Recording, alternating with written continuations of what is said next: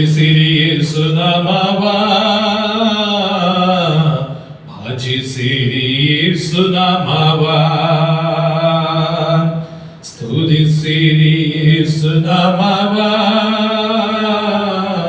Bhaji Yesu namava, Paralogadinda ilidu banda, Pavigalanyo bidiselu banda, Paralogadinda ilidu banda, Pavigalanyo bidiselu banda, Parishuddha namavanu, Parishuddha namavanu, Parishuddha namavanu, Parishuddha namavanu, Studi Yesu namava, Bhaji Yesu namava, Studi Yesu namava, Bhaji Yesu namava.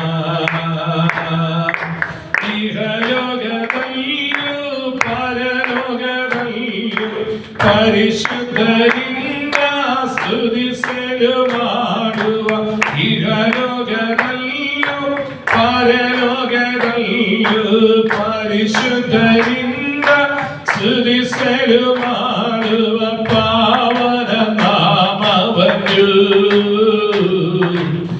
ಪಾವನ ನಾಮವನ್ನು ಪಾವನ ನಾಮವನ್ನು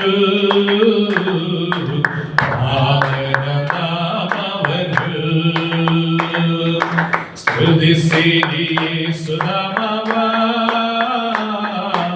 Bhaji Yesu namava, Studi Yesu namava, Bhaji Yesu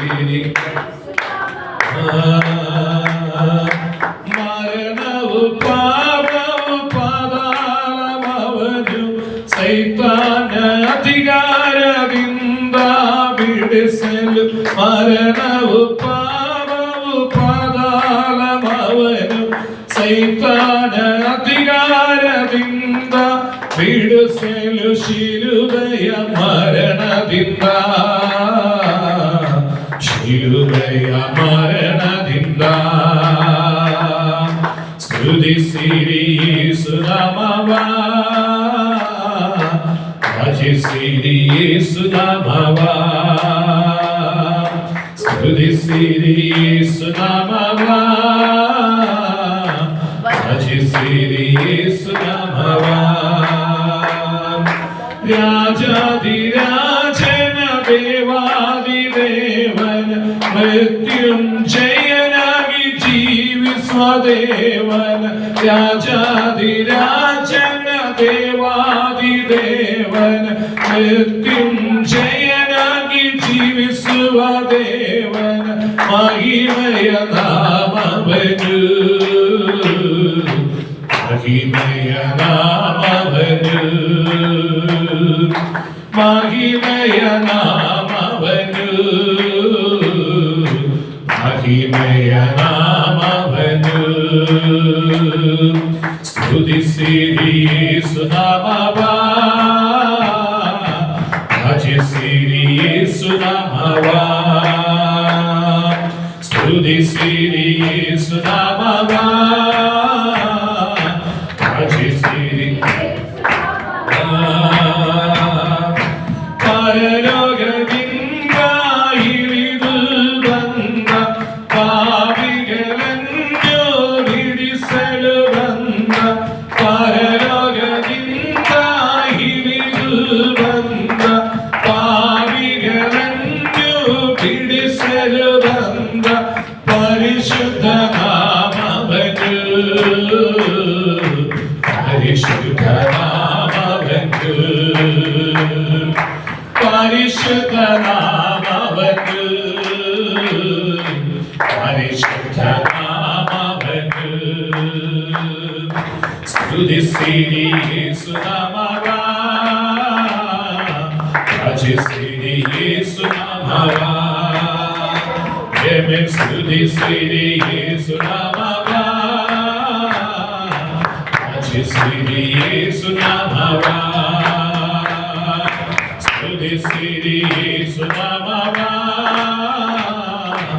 ಭಜಿಸಿರಿ ಯೇಸು ನಾಮವ hallelujah അധികാരങ്ങൾ യേശുവിന്റെ നാമത്തിൽ ഒരുമിച്ച് ജയപ്പെടുന്നു hallelujah hallelujah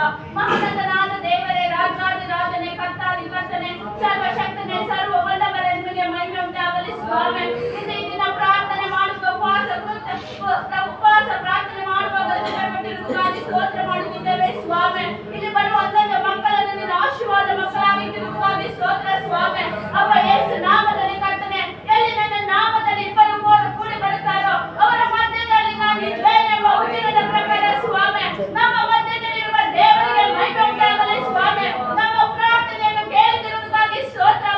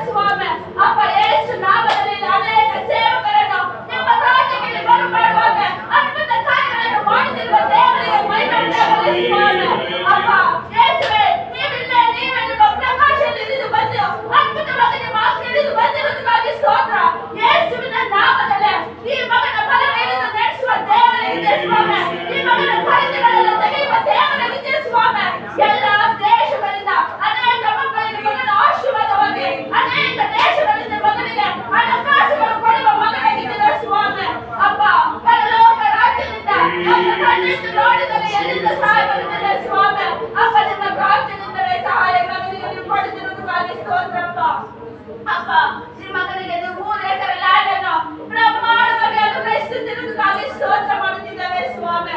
ಅದ್ಭುತವಾಗಿ ಮಗನ ಸ್ವಾಧೀನವಾಗಿ ಗಂಧವಾಗಿ ಕಟ್ಟುವಾಗ ನಿಮ್ಮ ಕೃಪೆಯನ್ನು ಮಗನಿಗೆ ಅನುಗ್ರಹಿಸುತ್ತಿರುವುದಕ್ಕಾಗಿ ಸ್ತೋತ್ರ ಅಪ್ಪ. ಎಲ್ಲ ಕಡೆಯಿಂದ ಮಗನಿಗೆ ಸಹಾಯವನ್ನು ಅನುಗ್ರಹಿಸಿರುವುದಕ್ಕಾಗಿ ಸ್ತೋತ್ರ ಅಪ್ಪ.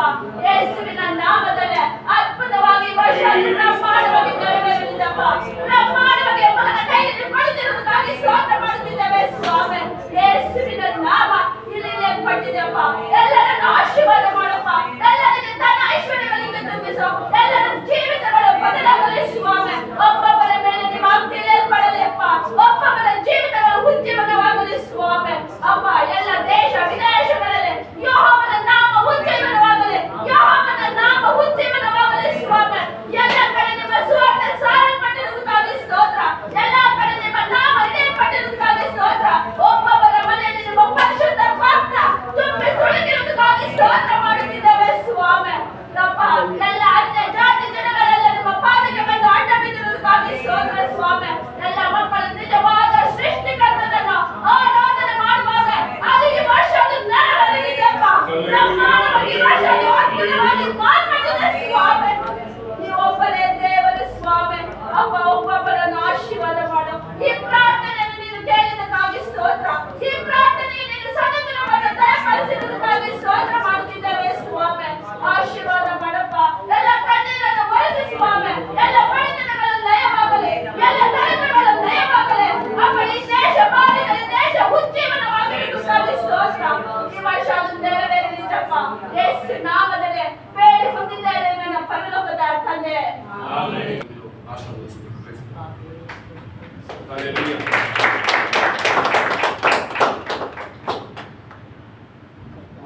കഥാവിനെ പരിശുദ്ധനാമമായിട്ട് പറയട്ടെ. അനുഗ്രഹീതമായ സമയത്തിനായി കഥാവിനെ നന്ദിയോടെ സ്തോത്രം ചെയ്യുന്നു. ഒരിക്കൽ കൂടെ ദൈവശക്തിയോടെ എടുത്തു വരുവാൻ കഥാവ് കൃപ നൽകിയത് ഓർത്ത കർത്താവിനെ നന്ദി പറയുന്നു. ഈ രാത്രി ദൈവം നമ്മളെ സൂക്ഷിക്കുകയും തന്റെ കൃപയിൽ ദൈവം നമ്മളെ മറയ്ക്കുകയും പരിപാലിക്കുകയും ചെയ്തത് ഓർത്ത കർത്താവിനെ നന്ദി പറയുന്നു. കഥാദാസൻ കുടുംബത്തിനും ദൈവമക്കൾക്കും ദൈവം കർത്താവായ യേശുക്രിസ്തുവിന്റെ നാമത്തിൽ വന്ദനത്തെ അറിയിക്കുന്നു. വളരെ പ്രാർത്ഥനയോടെ ദൈവശക്തി നമുക്ക് ഒരുമിച്ചായിരിക്കാം. മുഖവിരകൾ ഒന്നും പറയുന്നില്ല. ദൈവവചന ചിന്തയിലേക്ക് നമ്മളെ ശ്രദ്ധേയത്തിരിക്കുകയാണ്. ഇന്നലെ പകലും രാത്രിയിലും ഇന്ന് പകലും ഒരേ വിഷയത്തോട് ബന്ധപ്പെട്ടുള്ള ചിന്തയാണ് നാം ചിന്തിക്കുന്നത്. സ്റ്റെപ്സ് ഓഫ് ഫെയ്ത്ത്, വിശ്വാസത്തിൻ്റെ പടികൾ. അതിൻ്റെ ഒന്നാമത്തെ ചിന്തയാണ്. അതിന് ആധാരമായി വായിച്ചത് എബ്രായ ലേഖനം 10-ാം അധ്യായം 22-ാമത്തെ വാക്യമാണ്. വിശ്വാസത്തിൻ്റെ പൂർണ്ണ നിശ്ചയം ഉള്ളവരായി കർത്താവിനോട് അടുത്തു വരുവാൻ ഇടയാകണം. അതിൽ ഒന്നാമത്തെ പടി അവിശ്വാസമാണ്. അൺബിലീഫ്, ദൈവത്തെ അവിശ്വസിക്കുക എന്നതാണ്. എന്ന് പറഞ്ഞാൽ കർത്താവിനോട് കൂടെയാണ് നടക്കുന്നതെങ്കിലും വിശ്വാസം ഇല്ലായ്കയാണ്. അത് സാഹചര്യങ്ങളെ നോക്കിക്കൊണ്ട് അവിശ്വസിക്കാം, വാക്കുകൾ കൊണ്ട് അവിശ്വാസം പ്രകടിപ്പിക്കാം. രണ്ട് വ്യക്തിത്വങ്ങളെ അതിന് നമുക്ക് ഒരുമിച്ച് ചിന്തിക്കാനിടയായി. ഒന്ന്, ദൈവസന്നിധിയോടടുത്ത് വന്ന് ധൂപം കാട്ടിയ സക്കറിയ പുരോഹിതനാണ്. രണ്ടാമത്തെ ചിന്ത കഴിഞ്ഞ രാത്രിയിൽ ഞാൻ ഓർപ്പിച്ചു. കർത്താവിനെ കാണാനായി കടന്നുപോയ സഹോദരിമാർ ഉയർപ്പിൻ്റെ ശബ്ദം പറയാൻ മടങ്ങി വന്നപ്പോൾ 3.5 വർഷം കൂടെ നടന്ന ശിഷ്യന്മാർ അതിനെ വിശ്വസിച്ചില്ല എന്ന് അവിടെ കാണുവാൻ കഴിഞ്ഞു. ആ വിശ്വാസം അവരുടെ കൂടെ ഉണ്ടായി. അതുകൊണ്ടാണ് യേശു തോമസിനോട് പറഞ്ഞു, കണ്ടിട്ട് വിശ്വസിക്കുന്നവനല്ല, കാണാതെ വിശ്വസിക്കുന്നവർ ഭാഗ്യമുള്ളവരാണ്. കാണാതെ വിശ്വസിക്കാൻ കഴിയുന്നത് ഒരു ഭാഗ്യമാണ്. നമ്മൾ പലപ്പോഴും നടന്ന് കഴിഞ്ഞിട്ട് വിശ്വസിക്കാൻ ആഗ്രഹിക്കുന്നവരാണ്. പക്ഷേ കർത്താവ് പഠിപ്പിച്ചത് നടക്കുന്നതിന് മുമ്പ് വിശ്വസിക്കുക എന്നുള്ളതാണ്. വിശ്വാസത്തിൻ്റെ രണ്ടാമത്തെ പടിയിലേക്ക് മാറുകയാണ്. അതിന് അല്പവിശ്വാസം എന്ന പേരിലാണ് ബൈബിൾ അതിനെ വിളിക്കുന്നത്. നമുക്ക് വായിക്കാം. വിശുദ്ധ മത്തായി എഴുതിയ സുവിശേഷം 14-ാം അധ്യായത്തിൻ്റെ 31-ാമത്തെ വാക്യം. വിശുദ്ധ മത്തായി എഴുതിയ സുവിശേഷം 14-ാം അധ്യായം 31-ാമത്തെ വാക്യം. യേശു ഉടനെ കൈനീട്ടി അവനെ പിടിച്ചു. അല്പവിശ്വാസം, നീ എന്തിന് സംശയിച്ചു എന്ന് പറഞ്ഞു. അല്പവിശ്വാസം. ലിറ്റിൽ ഫെയ്ത്ത് എന്നാണ് ആ പദത്തിന് പറഞ്ഞിരിക്കുന്നത്. അല്പവിശ്വാസം.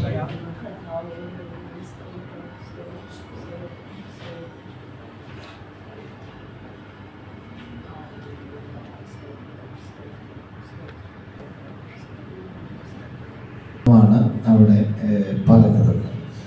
ലിറ്റിൽ ഫെയ്ത്ത് എന്നാണ് അതിനെ വിളിക്കുന്നത്, അല്പവിശ്വാസം. ഈ വിഷയം ഏതാണെന്നുള്ളത് നമ്മൾ ചിന്തിപ്പാൻ പോവുകയാണ്. യേശു അല്പവിശ്വാസി എന്ന് വിളിച്ചത് പത്രോസിനെയാണ്. കർത്താവിൻ്റെ കൂടെ നടന്ന, പടക് നിറഞ്ഞ, വല നിറഞ്ഞ, കർത്താവിനെ കണ്ടപ്പോൾ പടകും വലയും നിറഞ്ഞത് കണ്ടതുകൊണ്ട് കടലിലേക്ക് ചാടിയ വ്യക്തി. ഞാൻ ഈ മെസ്സേജ് ഓടുന്ന 10 മിനിറ്റ്. കർത്താവിൻ്റെ കൂടെ നടന്നയാൾ പടകും വലയും നിറഞ്ഞത് കണ്ടയാൾ. അങ്ങനെ പടകും വലയും നിറഞ്ഞത് കണ്ടപ്പോൾ ഞാൻ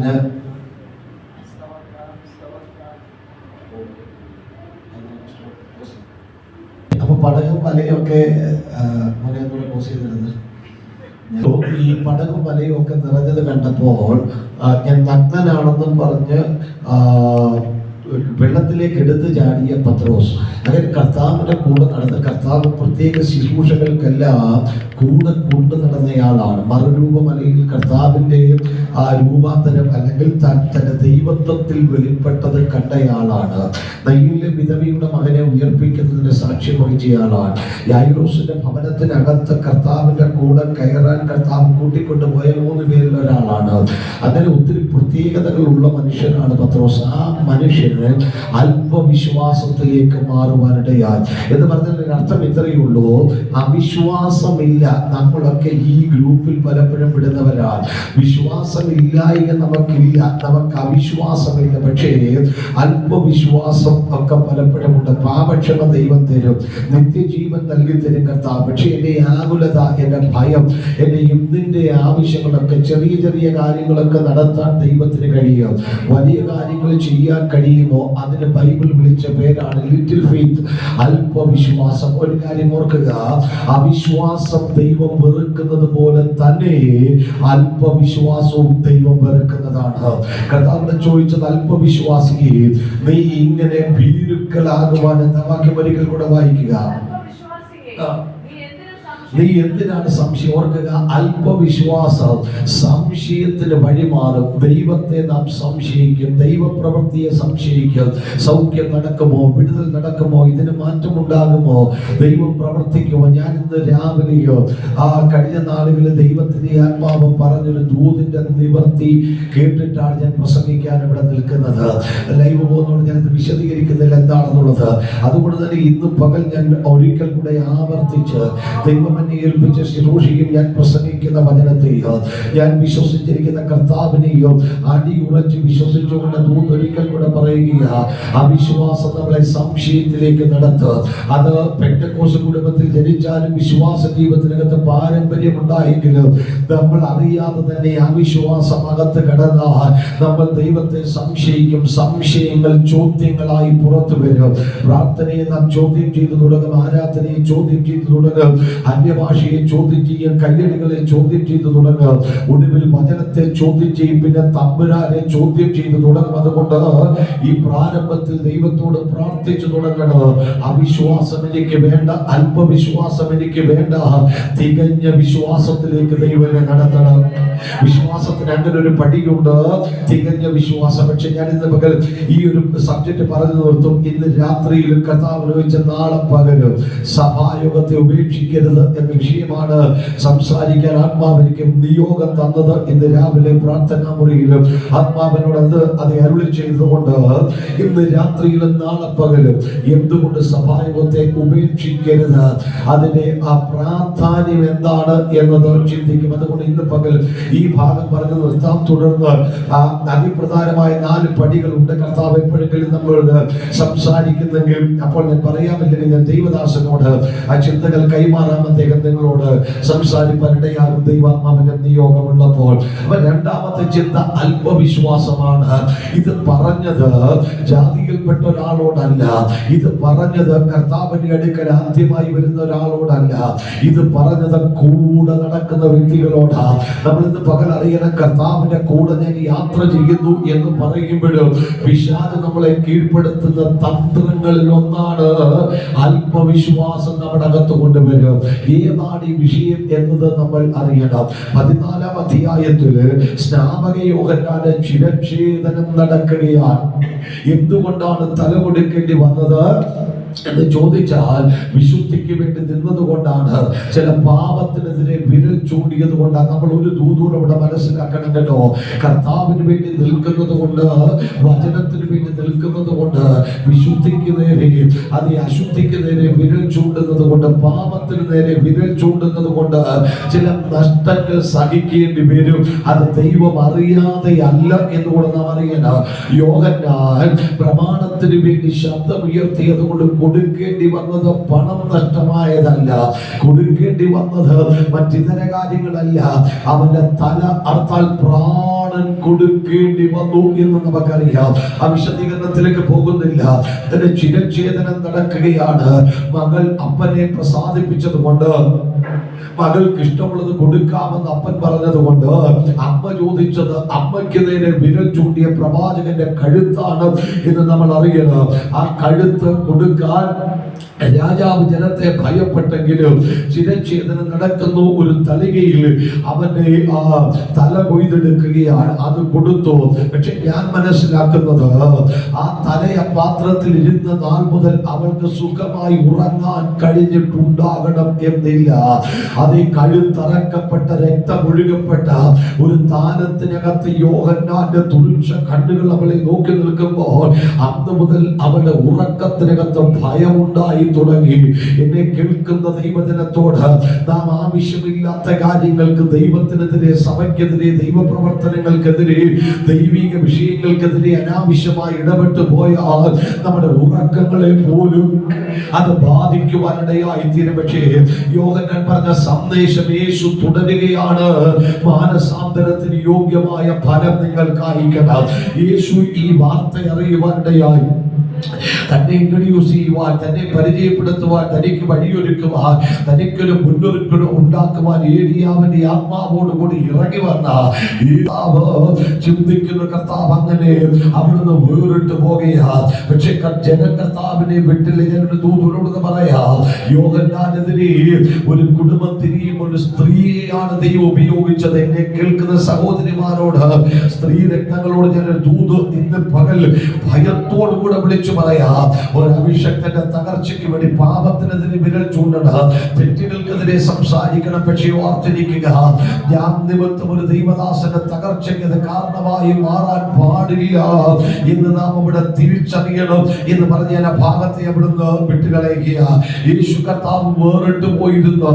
പ്രാർത്ഥിക്കാൻ തുടങ്ങി പുരുഷാരെ കർത്താവിന്റെ അടുക്കലേക്ക് ഓടി വന്ന്, നമ്മുടെ ചിന്ത അതല്ലാത്തതുകൊണ്ട് ഞാൻ ഓടിച്ചു പറയുക, ഇവിടേക്ക് എത്തണം. നമ്മുടെ ചിന്തയിലേക്ക് കർത്താവ് വേറിട്ട് പ്രാർത്ഥനാ നിരതനായിരിക്കുമ്പോൾ അറിഞ്ഞതിന് കാൽനടയായിട്ടൊക്കെ കർത്താവിന്റെ അടുക്കലേക്ക് ഓടി വരുവാനിടയായി തീർന്നു. അങ്ങനെ വന്ന് കർത്താവുകളോട് സംസാരിക്കുകയാ. സെക്കൻഡുകൾ, മിനിറ്റുകൾ, മണിക്കൂർ, ചില ദിവസങ്ങളായി മാറി.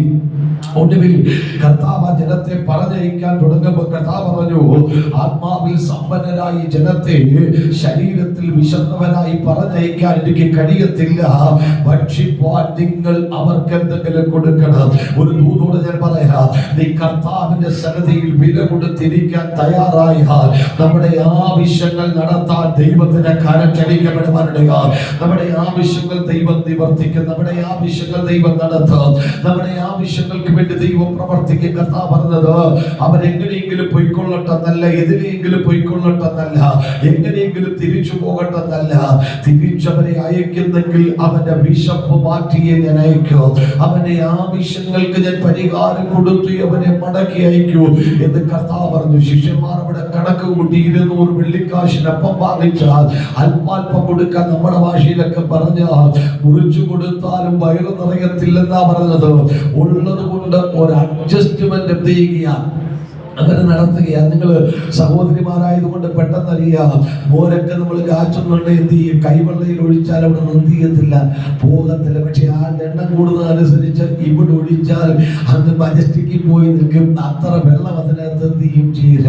ഞങ്ങൾ പണ്ട് ബൈബിൾ കോളേജിലൊക്കെ പഠിക്കുന്ന കാലഘട്ടത്തിൽ സാമ്പാറൊക്കെ ഉണ്ടാക്കുമ്പോഴേ ആളിന്റെ എണ്ണം അനുസരിച്ച് വെള്ളം ഒഴിച്ചിട്ട് പിന്നെ കൊഴുത്ത് കഞ്ഞിവെള്ളം ഒഴിച്ച് കുറുക്കി അഡ്ജസ്റ്റ്മെന്റ് നടത്താറുണ്ട്. അപ്പൊ ഇത് ഞാൻ പറഞ്ഞു വന്നത്, യേശുവിനോട് അവിടെ പറഞ്ഞത് 200 വെള്ളിക്കാശിന് ആഹാരം വാങ്ങിയാലും അല്പാൽപമേ എന്ത് ചെയ്യത്തുള്ളൂ പറ്റൂ. ഞാൻ ഒരു കാര്യം ഇവിടെ പറഞ്ഞു പോകാം. പെട്ടെന്നാണ് അവരെ കണക്ക് കൂട്ടിയത്. നമ്മളൊക്കെ കണക്കിൽ അല്പം പുറകോട്ടാണെങ്കിലും ഈ വക കാര്യങ്ങളുടെ കണക്കൂട്ടലുകൾക്ക് നമ്മൾ മുൻപന്തിയില്ല.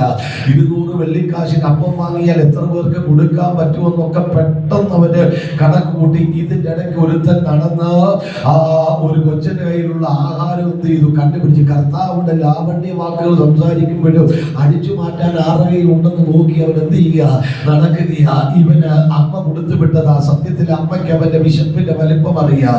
അവൻ എത്ര ഭക്ഷണം കഴിച്ചാൽ അവന് വയറ് നിറയുമെന്ന് അമ്മയ്ക്ക് അറിയാം. ഒരു പക്ഷേ അവന്റെ ഒരു നേരത്തെ ആഹാരമാണ് അമ്മ എന്ത് ചെയ്തത്, ഒരുക്കി കൊടുത്തത്. 3 ദിവസം കഴിഞ്ഞിട്ടും ആഹാരം കേടായി മാറിയില്ലെന്ന് ഒന്നാമത്തെ വസ്തുത.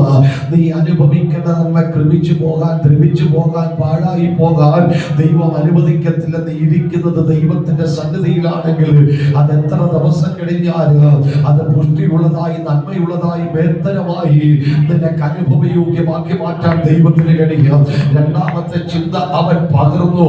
കർത്താവിന്റെ കയ്യിലേക്ക് സമർപ്പിച്ചെന്നെ കേൾക്കുന്ന ദൈവജനത്തോട് നമ്മെ ദൈവകരങ്ങളിലേക്ക് സമർപ്പിച്ചാൽ നമുക്ക് മാത്രമല്ല അനേകർക്ക് ഒരു അനുഗ്രഹമായി മാറുവാനിടയാ.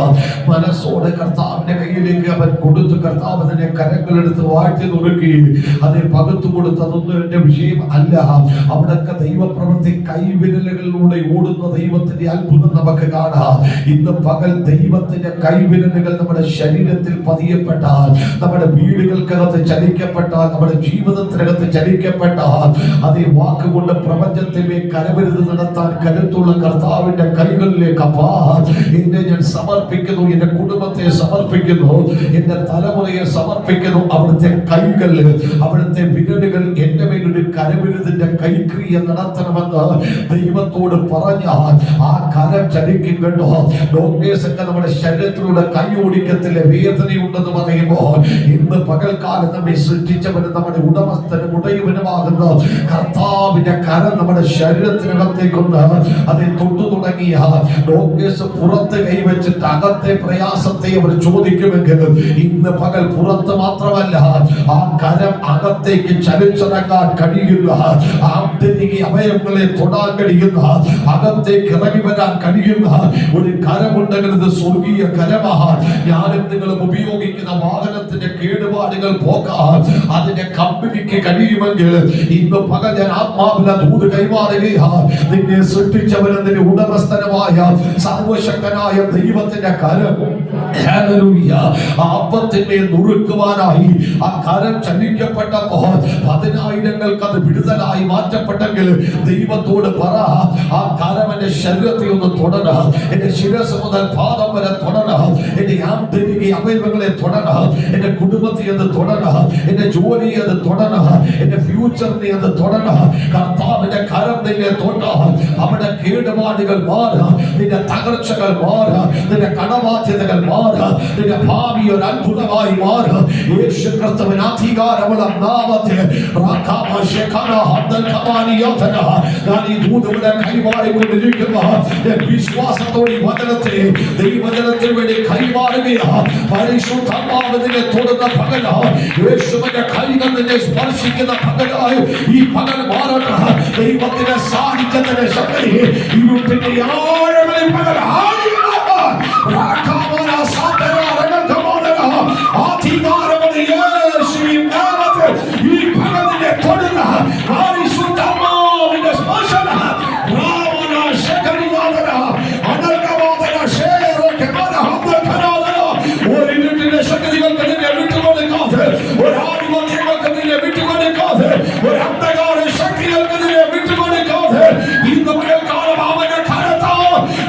Shekere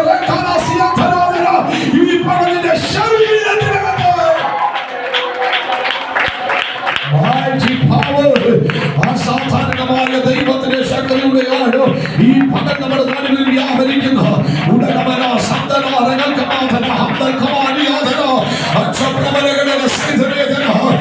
മാതാപിതാക്കൾക്ക് സ്പർശിക്കാൻ കഴിയാത്തടത്ത്, നിന്റെ ജീവിത പങ്കാളിക്ക് സ്പർശിക്കാൻ കഴിയാത്തടത്ത്, കൈകൊണ്ട് സ്പർശിക്കാൻ കഴിയാത്ത നിന്റെ ശരീര മേഖലയിൽ, നിന്റെ കുടുംബ മേഖലയിൽ തമ്പുരാന്റെ കല സ്പർശിക്കപ്പെട്ട ഈ പകൽ നിന്റെ അത്ഭുതങ്ങളെ ദർശിക്കുമെന്ന് യേശുവിൻ നാമത്തിൽ ആ ഈ പകലിലൂടെ സംഭവിക്കപ്പെടട്ടെ.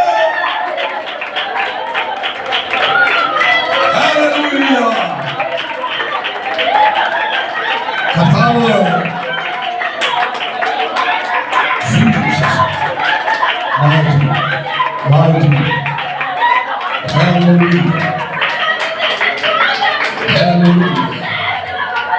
കർത്താവ് അതിനെ നുറുക്കി അവർക്ക് കൊടുത്തു.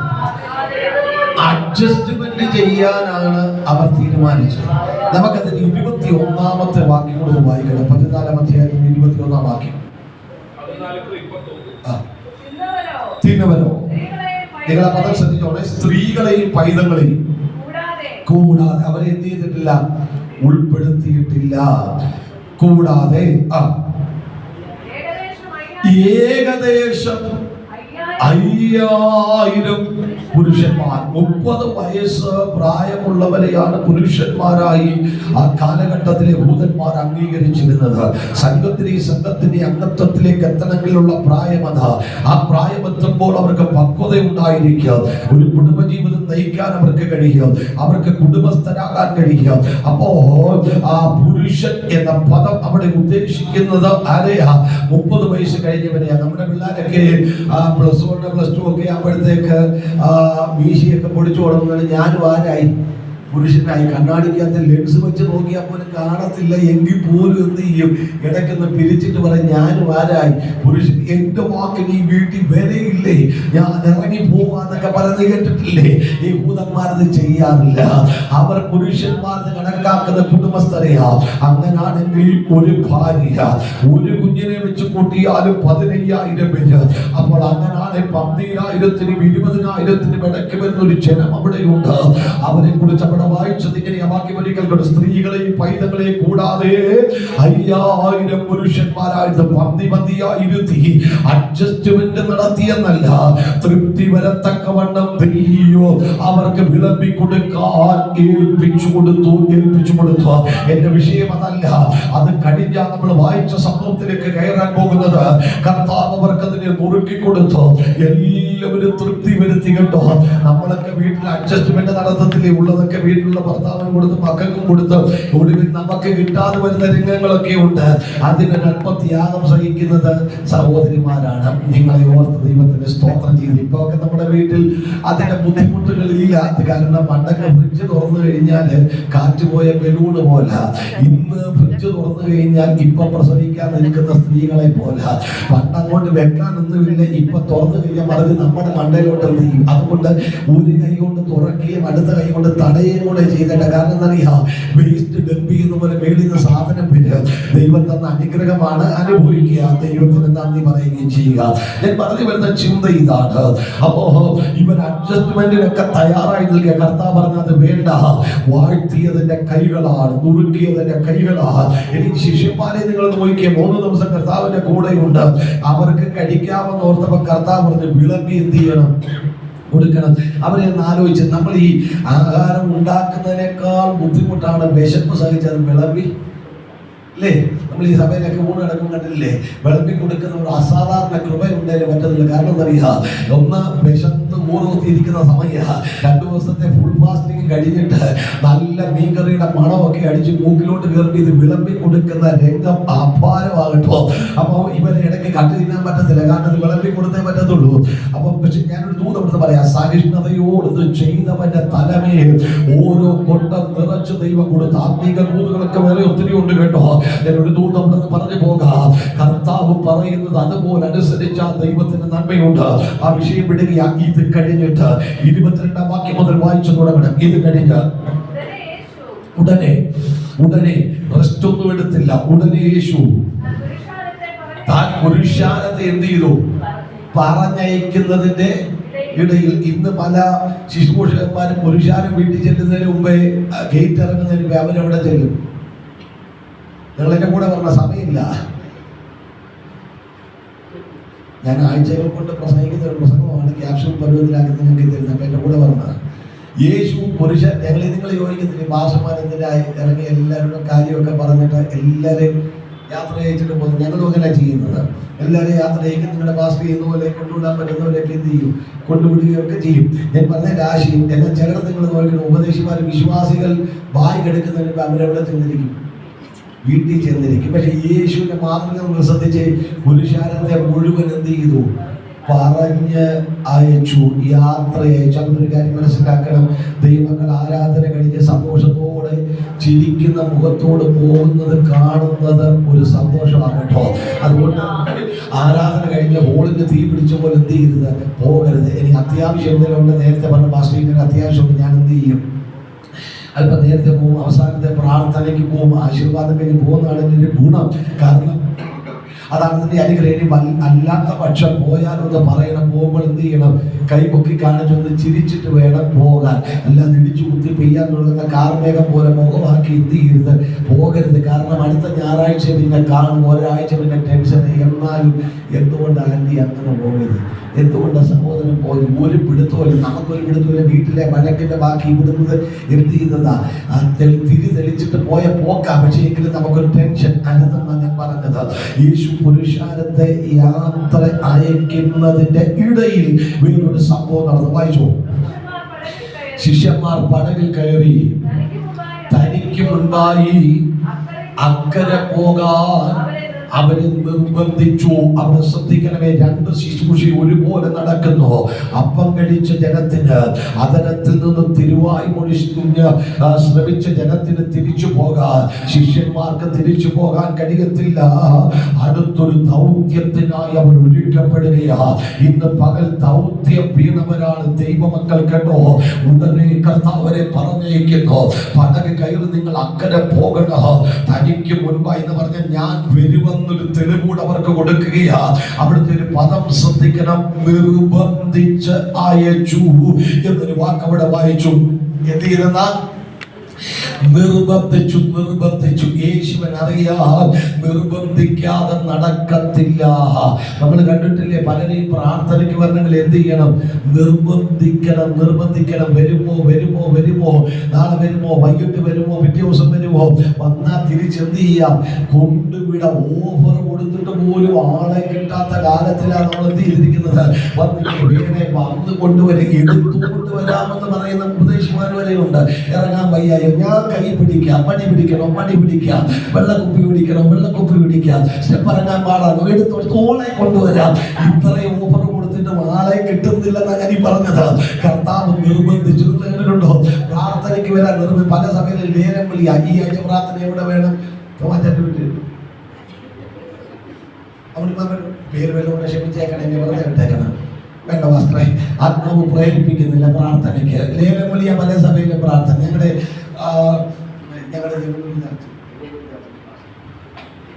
വൈകിട്ട് ഒരു 5 മണി ആകുമ്പോഴത്തേക്ക് ഫോണുമായിട്ടിരിക്കും. 1.5 മണിക്കൂർ വിളി. എന്തിനാണെന്നറിയാമോ, ഞാൻ ഒരു ദിവസം വീട്ടിൽ വന്ന പറഞ്ഞ മാസം അമ്മയെ വിളിക്കണ്ട, അമ്മ എല്ലാ പ്രാർത്ഥനയ്ക്ക് എന്ത് ചെയ്യും, ഇവിടെ വിളിച്ചാൽ പോലും ആളെ എന്ത് ചെയ്യുന്നില്ല, കിട്ടുന്നില്ല. എന്നാൽ നിങ്ങൾ നോക്കിയാൽ DMart നാളെ 1 രൂപ പഞ്ചസാരയ്ക്ക് 1 രൂപ ആരെങ്കിലും വിളിക്കണോ?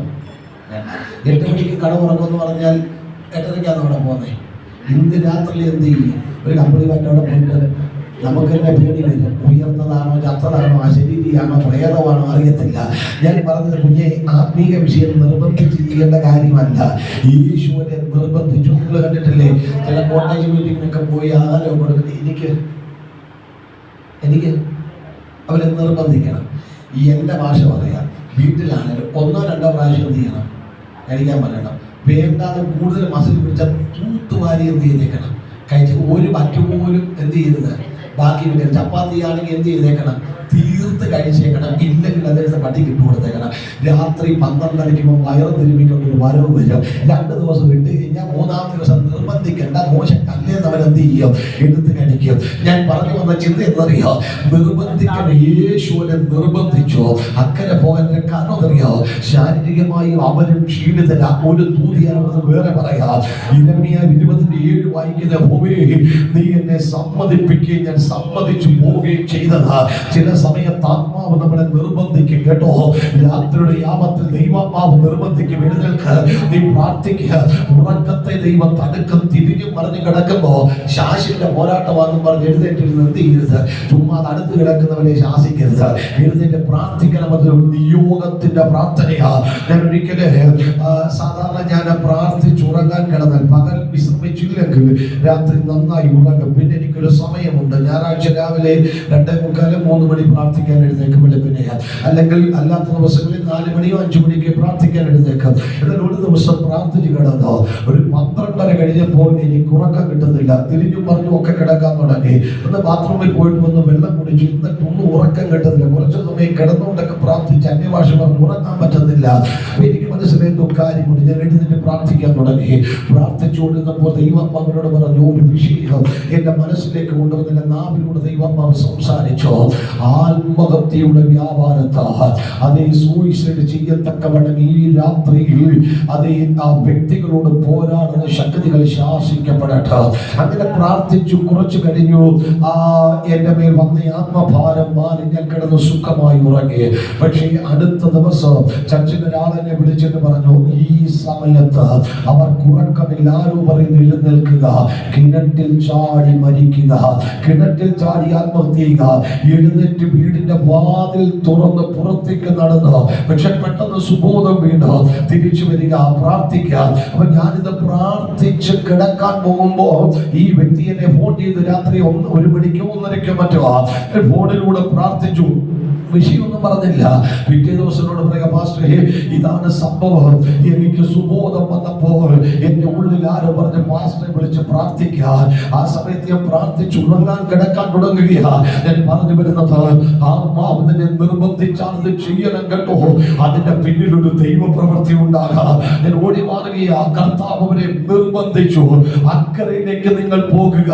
നിർബന്ധിച്ച ശേഷം കർത്താവ് എന്ത് ചെയ്യുകയാ? വായിച്ച് ഇവിടെ എഴുതിയിരിക്കുന്നു. പ്രാർത്ഥിപ്പാൻ അല്ല, പുരുഷാരത്തെ പറഞ്ഞയക്കുന്നതിനിടയിൽ ശിഷ്യന്മാരെ അക്കരെ പോകാൻ അവൻ എന്ത് ചെയ്തു? നിർബന്ധിച്ചു. അടുത്ത വാക്ക് അവൻ നിർബന്ധിച്ചവരെ അക്കരയിലേക്ക് വിട്ടിട്ട് പുരുഷാരത്തെ മുഴുവൻ എന്ത് ചെയ്തു? പറഞ്ഞ് അയച്ചു. കർത്താവിന്റെ ഉത്തരവാദിത്വത്തിൽപ്പെട്ട കാര്യം അവരെ അക്കരയിലേക്ക് പറഞ്ഞയച്ചു. അതിനുശേഷം പ്രാർത്ഥിപ്പാൻ തനിയെ എന്ത് ചെയ്തു? മലയിലേക്ക് കയറി. ശിഷ്യന്മാരെ അക്കരെ പോകാൻ പറഞ്ഞു വിട്ടിട്ട് കർത്താവ് ഉറങ്ങാൻ പോകുകയല്ല, പ്രാർത്ഥിക്കാൻ ഒരു മലയുടെ മുകളിലേക്ക് കയറുകയ. പ്രാർത്ഥന ആഴമായിട്ടുള്ള ഒരു വിഷയമാകട്ടോ. എങ്ങനെ പ്രാർത്ഥിക്കണം, എന്ത് പ്രാർത്ഥിക്കണം, എവിടെ പ്രാർത്ഥിക്കണം, എപ്പോ പ്രാർത്ഥിക്കണം, ഏത് നിലയിൽ പ്രാർത്ഥിക്കണം എന്നൊക്കെ ഉള്ളത് വലിയൊരു വിഷയമാണ്. ചിലർക്ക് ഒരു വെളിവും വെള്ളിയാഴ്ചയില്ല. എവിടെ പ്രാർത്ഥിക്കണം, എന്തോ പ്രാർത്ഥിക്കണം, എങ്ങനെ പ്രാർത്ഥിക്കണം ഒന്നും അറിയത്തില്ല. ഒരു രോഗിയെ കാണാൻ വന്ന കർത്താവേ സൗഖ്യമാക്കണമെന്ന് പ്രാർത്ഥിച്ചാൽ മതി. അത് പ്രാർത്ഥിക്കത്തില്ല. കർത്താവേ ഇന്നാർക്ക് പണ്ട് ഇതുപോലൊരു തലവേദന വന്നതാ, പിന്നെ മാറിയില്ല. ഒടുവിൽ അന്വേഷിച്ചപ്പോൾ ബ്രെയിൻ ട്യൂമറാണെന്ന് അറിഞ്ഞ് ഞങ്ങൾ പിടിച്ചു വെച്ച് പ്രാർത്ഥിച്ച് എന്നിട്ടും ദൈവഹിതം ആളെന്ത് ചെയ്തു? അങ്ങനെ തന്നെ ചേർക്കപ്പെട്ടു. അതുപോലൊന്നും ഈ പ്രിയപ്പെട്ടവരോട് എന്ത് ചെയ്യരുത്? വരുത്തരുത്. ഒരു വെളിവും ഇല്ല എങ്ങനെ പ്രാർത്ഥിക്കണമെന്ന്. സഭയിൽ എങ്ങനെ പ്രാർത്ഥിക്കണം, ഇടകൂട്ടായ്മയ്ക്ക് എങ്ങനെ പ്രാർത്ഥിക്കണം. ഞാൻ എൻ്റെ അച്ഛനെ മധ്യസ്ഥ പ്രാർത്ഥനയുണ്ട്. അപ്പൊ ഞാൻ നേരത്തെ പറഞ്ഞ പണ്ട് ഈ അവിയൽ പ്രാർത്ഥനയായിരുന്നു. പിന്നെ ഞാൻ പറഞ്ഞു പറയുന്ന വിഷയത്തിന് മാത്രമേ എന്ത് ചെയ്യാവൂ? പ്രാർത്ഥിക്കാവൂ. പ്രാർത്ഥന പിടിവിട്ടുന്നത് കണ്ടാൽ ഞാൻ മൈക്കിനകത്തൂടെ ആമേ എന്ന് പറയുക. ആമേൻ എന്ന് പറയുമ്പോൾ ഓർത്തോണം അന്യഭാഷ പറയാനല്ല, എന്ത് ചെയ്യാൻ വേണ്ടിയാ. ചിലർക്ക് ഉപദേശിക്കും അന്യതയാ പറഞ്ഞാൽ പിന്നെ ഓർക്ക് അതിന്റെ പ്രാർത്ഥന ഇറിക്കുന്നുണ്ട്. അപ്പോഴത്തേക്ക് പിന്നെ കട്ടുകെട്ടാന്ന് പറഞ്ഞാൽ അന്യഭാഷ ഒരു വെളിപ്പാട്. No no no no. ഞാൻ പണ്ട് കുറെ വർഷങ്ങൾക്ക് മുമ്പ് ഒരു സഭയിൽ പോയി. അവിടെ പാസ്റ്റർ 4 പേരോട് പ്രാർത്ഥിക്കാൻ പറഞ്ഞു. 4 പേര് പ്രാർത്ഥിക്കും. ഞാൻ 4ാമത്തെ ആൾ പ്രാർത്ഥിച്ചപ്പോൾ പാസ്റ്റർ വിളിച്ചിട്ട് പറഞ്ഞു 2 പേരും കൂടെ പ്രാർത്ഥിപ്പിക്കുക. പ്രാർത്ഥിക്കുകയാണെങ്കിൽ എനിക്ക് പ്രസംഗിക്കേണ്ട, ആശീർവാദം പറഞ്ഞ് നമുക്ക് വീട്ടിൽ പോകാമെന്ന് പറഞ്ഞു. അപ്പൊ പ്രാർത്ഥനയ്ക്കൊക്കെ പ്രത്യേക കാറ്റഗറി ഉണ്ട്. സഭായോഗത്തിന് പ്രാർത്ഥിക്കാൻ പറഞ്ഞാൽ സഭായോഗത്തിന് വേണ്ടി മാത്രമേ പ്രാർത്ഥിക്കാവൂ, ശുശ്രൂഷയ്ക്ക് വേണ്ടി. മധ്യസ്ഥ പ്രാർത്ഥനയ്ക്ക് പ്രാർത്ഥിക്കാൻ പറയുമ്പോൾ വിഷയങ്ങളിൽ പ്രാർത്ഥന തരംതിരിച്ച് പഠിക്കണം. ബുദ്ധി കൊണ്ടുള്ള പ്രാർത്ഥനയുണ്ട്, ആത്മാവിൽ പ്രാർത്ഥനയുണ്ട്, പോരാടി പ്രാർത്ഥനയുണ്ട്, മധ്യസ്ഥ പ്രാർത്ഥനയുണ്ട്, ഇടിവിൽ നിന്ന് കരയുന്ന പ്രാർത്ഥനയുണ്ട്. പ്രാർത്ഥനകൾക്ക് വ്യത്യാസമുണ്ട്. ഇവിടെ യേശു എന്തിനാ പ്രാർത്ഥിച്ചത് പറയാ? രോഗസൗഖ്യത്തിനല്ല കർത്താവ് പ്രാർത്ഥിക്കുന്നത്. ഇവിടുത്തെ പ്രാർത്ഥന വിവാഹം നടക്കാനല്ല, വീട് കിട്ടാനല്ല. ഇവിടുത്തെ പ്രാർത്ഥന എന്തിനാണെന്ന് താഴേക്ക് നമ്മൾ പഠിക്കുമ്പോൾ കാണാം. ഈ പടക് കയറി അക്കരെ പോയ ശിഷ്യന്മാരില്ലേ, കർത്താവിന്റെ വാക്ക് കേട്ട് പടക് കയറി അക്കരയ്ക്ക് പോയവരാ. ഇവൻ അറിയാത്തൊരു പ്രതികൂലം ഇവരുടെ പടകിന് നേരെ വരുന്നുണ്ട്. കയറിയവനത് അറിയത്തില്ലെങ്കിലും അയച്ചവനത് നന്നായിട്ട് അറിയാം. ആ കാറ്റിന്റെ നടുവിലെ പ്രതികൂലത്തിന്റെ നടുവിൽ അവന്റെ പടക് തകരാതിരിക്കാൻ നാഥൻ അവന് വേണ്ടി പ്രാർത്ഥിക്കുകയാ. ഇന്ന് പകൽ പിതാവിന്റെ വലത്ത് ഭാഗത്ത് എനിക്കും നിങ്ങൾക്ക് വേണ്ടി അവൻ പക്ഷപാതം ചെയ്യുകയാ. ജീവിത പടകിന് നേരെ, വിശ്വാസ പടകിന് നേരെ, കുടുംബത്തിന്റെ പടകിന് നേരെ, ആത്മീക പടകിന് നേരെ, ശുശ്രൂഷയുടെ പടകിന് നേരെ ചില പ്രതികൂലങ്ങൾ ഉയർന്നു വരുമ്പോ വന്നതിന് ശേഷമാണ് നമ്മൾ അറിയുന്നതെങ്കിലും വരുന്നതിന് മുമ്പേ നമ്മുടെ കർത്താവൻ അറിയുകയാ. അത് ഒഴിഞ്ഞു മാറാൻ, അതിന്റെ നടുവിൽ നീ പിടിച്ചു നിൽക്കാൻ, ഞാനും നീ തകരാതിരിക്കാൻ. 2026 ഫെബ്രുവരി മാസം 21-ാം തീയതിയില് അത് പ്രതികൂലം വരാനിട്ടല്ല, പടകിന് നേരെ ഉലയ്ക്കാനിട്ടല്ല, അത് തകരപ്പെടാതെ നിന്നത് തമ്പുരാൻ നമുക്ക് വേണ്ടി പ്രാർത്ഥിച്ചത് കൊണ്ട് ഇന്ന് പകൽക്കാലം നന്ദിയോടെ പറ, എനിക്ക് വേണ്ടി പക്ഷപാതം ചെയ്യാൻ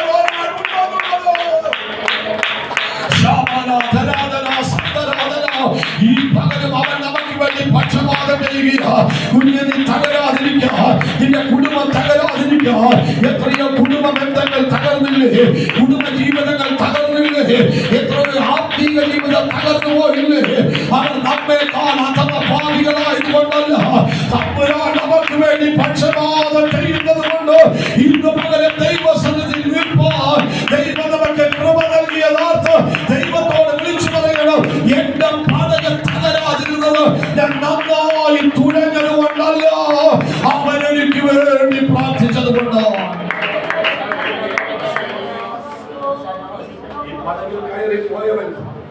നീ പടക് നന്നായി തുഴഞ്ഞത് കൊണ്ടല്ലെന്നേ നീ മറുകര എത്തിയത്, മറിച്ചു നീ അറിയണം ആ കാറ്റിനെ പ്രതിരോധിക്കാൻ ഒരു പ്രാർത്ഥനയ്ക്ക് കരുത്തുണ്ടായിരുന്നു. കുടുംബജീവിതം നയിക്കുന്ന പ്രിയപ്പെട്ടവരോട് നാം സമർത്ഥമായി കുടുംബത്തെ കൊണ്ടുപോയത് കൊണ്ടല്ല കേട്ടോ, ഉത്തരവാദിത്തങ്ങളൊക്കെ ഭംഗിയായി ചെയ്യണം വേണ്ടെന്നല്ല. നമ്മേക്കാൾ കഴിവുള്ളവരും അറിവുള്ളവരും പ്രാപ്തിയുള്ളവരും സമർത്ഥന്മാരും പലരും വിദഗ്ധമായി കുടുംബത്തെ മുൻപോട്ട് കൊണ്ടുപോകാൻ ശ്രമിച്ചിട്ടും തകർന്നു പോയില്ലേ. ഈ ദിവസങ്ങളിൽ നിങ്ങളൊരു വാർത്ത കേട്ടില്ലേ, വായിച്ചില്ലേ? ഞാൻ ഇന്നും അത് വായിച്ചു. കഴിഞ്ഞ ദിവസം സുന്ദരിയായ ഒരു യൗവനക്കാരി ആത്മഹത്യ ചെയ്തു. അതിന്റെ കാരണം കുടുംബജീവിതത്തിന്റെ പുറത്തുണ്ടായതില്ല ബന്ധങ്ങളുടെ ആഴമാ. ഞാൻ പറഞ്ഞു വരുന്നത്, പല കുടുംബജീവിതങ്ങളും തകർന്ന് തരിപ്പണമായി മാറിയപ്പോ ഒരമ്മ 2 പെൺകുഞ്ഞുങ്ങളെയും കൊണ്ട് അതേ ശരീരത്തോട് ചേർത്ത് പിടിച്ച ട്രെയിനിന് മുമ്പിൽ ആത്മഹത്യ എന്ന വാർത്ത അതേ നമ്മുടെ മനസ്സിൽ ഇന്നും മായാതെ കിടക്കുകയാ. ആ റെയിൽവേ ട്രാക്കിൽ നിന്ന് കുഞ്ഞു കുതിരി മാറാൻ ശ്രമിച്ചപ്പോൾ പിടിവിടാതെ അമ്മ ചേർത്ത് പിടിച്ചു. ഞാനില്ലാത്ത ലോകത്തിൽ എന്റെ പെൺകുഞ്ഞുങ്ങൾ സുരക്ഷിതമല്ലെന്ന് പറഞ്ഞ് ഒരു ട്രെയിന് മുമ്പിൽ ജീവിതം അവസാനിപ്പിച്ചില്ലേ. അത് എത്രയോ നൊമ്പരപ്പെടുത്തുന്ന വേദനകൾ. ഇന്ന് മകൾ സ്വർഗത്തെ നോക്കി പറ, എന്റെ കഴിവ് കൊണ്ടല്ല എന്റെ കുടുംബജീവിതം ഇതുവരെ നിന്നത്, എന്റെ കഴിവ് കൊണ്ടല്ല ഞങ്ങളുടെ ശുശ്രൂഷ ഇതുവരെ എത്തിയത്, നമ്മുടെ മിടുക്ക് കൊണ്ടല്ല നമ്മൾ ഇതുവരെ എത്തപ്പെട്ടത്. പറഞ്ഞയച്ചവൻ മലമുകളിൽ പ്രാർത്ഥിക്കുകയാ. ലോകമാകുന്ന സമുദ്രത്തിനകത്ത് വിശ്വാസമാകുന്ന പടകിലേക്ക് നിർബന്ധിച്ച് കയറ്റിയവന് ഇബ്രാഹിം 7:25 അതുകൊണ്ട് താൻ മുഖാന്തരം ദൈവത്തോട് അടുത്ത് വരുന്നവർക്ക് വേണ്ടി സദാ പക്ഷപാതം ചെയ്യുക. അതേ മർക്കോസ് 16:19 പിതാവിന്റെ വലത്ത് ഭാഗത്തവൻ ഇരിക്കുകയാ. ഇന്ന് പകലും നമുക്ക് വേണ്ടി അവൻ പ്രാർത്ഥിക്കുകയാ. നീ തകരാതിരിക്കുക, ഞാനും നിങ്ങൾ തരിപ്പണമാകാതിരിക്കുക. ആടിയുലയുന്ന ഈ ലോകത്തിൽ ഈ വിശ്വാസ കപ്പൽ മുങ്ങി പോകാതിരിക്കുക, തകർന്നു പോകാതിരിക്കുക.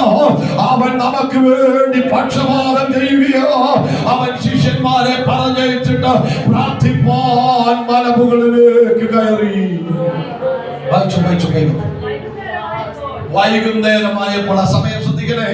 അപ്പൊ വൈകുന്നേരത്തിന് മുൻപാണ് അവനെ അയച്ചത്. വൈകുന്നേരമായി രാത്രിയുടെ 4 യാമങ്ങൾ തുടങ്ങാൻ പോകുകയാ. അതേ സന്ധ്യായാമം മുതൽ പ്രഭാത യാമം വരെ യാമത്തിന്റെ ആദ്യത്തെ മണിക്കൂറുകൾ വൈകുന്നേരമായപ്പോൾ ഏകനായി അവിടെ ഇരുന്നു. കർത്താവ് ഒറ്റയ്ക്കാണ്, ശിഷ്യന്മാർ കൂട്ടത്തോടെ പടകിലുണ്ട്.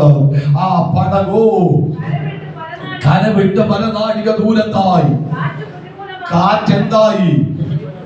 മോട്ടോർ എഞ്ചിൻ ഘടിപ്പിച്ച വള്ളങ്ങളോ പടകുകളോ ബോട്ടുകളോ അല്ല ഇന്ന് മത്സ്യബന്ധനത്തിനൊക്കെ ഏതാ ഉപയോഗിക്കുന്നത്. അന്നങ്ങനെയല്ല, കാറ്റിന്റെ ഗതി കൊണ്ട് കാറ്റിന്റെ ദിശക്കനുസരിച്ച് ഓടുന്ന പായ്ക്കപ്പലുകളും പടകുകളും ഉള്ള കാലമാണ്. അതുകൊണ്ടാണ് ഈ പൗലോസ്ലിയൊക്കെ യാത്ര ചെയ്യുമ്പോ അതേ പോകരുതെന്ന് പറഞ്ഞു. തെക്കൻ കാറ്റ് മന്ദമായി ഊതുകയാൽ കുഴപ്പമില്ല എന്നവർ വിചാരിച്ചത് പ്രവൃത്തി 28 കാണുന്നില്ലേ? കാറ്റാണ് ഗതി നിർണയിക്കുന്നത്. ഇവിടെ പറയുന്നു, കാറ്റുകൊണ്ട പടക് എന്ത് ചെയ്തു?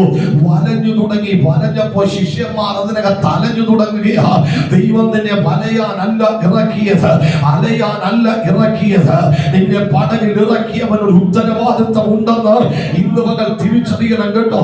കാറ്റവർക്ക് പ്രതികൂലമായി മാറുകയോ. അവിടെ വായിക്കുന്നു, കാറ്റ് പ്രതികൂലമായി കരവിട്ട് പലനാഴിക അവർ ദൂരത്തെത്തി. കർത്താവ് കൂടെ ഇല്ല. അപ്പം തുറക്കുന്നവൻ, അത്ഭുതം ചെയ്യുന്നവൻ, അടയാളം ചെയ്യുന്നവൻ, അധികാരം നടത്തുന്നവൻ കൂടെയില്ല. നമ്മൾ ഇടയ്ക്ക് ഓദിക്കത്തിലെ കർത്താവിന്റെ കൂടെ ഇല്ലേ? കർത്താവിന്റെ കൂടെ ഇല്ലേ? എനിക്കെന്താ ഈ പ്രശ്നങ്ങൾ ഒന്ന് മാറി? എന്തുകൊണ്ടാണ് ഈ ദുരിതങ്ങൾ ഒരു തോരാ മഴ പോലെ എന്റെ ജീവിതത്തിൽ പെയ്തിറങ്ങുന്നത്? നമ്മൾ പലപ്പോഴും ചോദിക്കുന്ന കാര്യമല്ലേ? നീ അറിയല, കർത്താവിന്റെ പടകിലില്ലെങ്കിൽ അവൻ നിനക്ക് വേണ്ടി പ്രാർത്ഥിക്കുകയാ. അവൻ വരും കേട്ടോ, അവൻ വരാതിരിക്കത്തില്ല. അവൻ നിന്നെ തേടി വരിക. കരവിട്ട് പല നാഴിക ദൂരത്തായി കാറ്റ് പ്രതികൂലമായ വാക്യം ഒരിക്കൽ കൂടെ.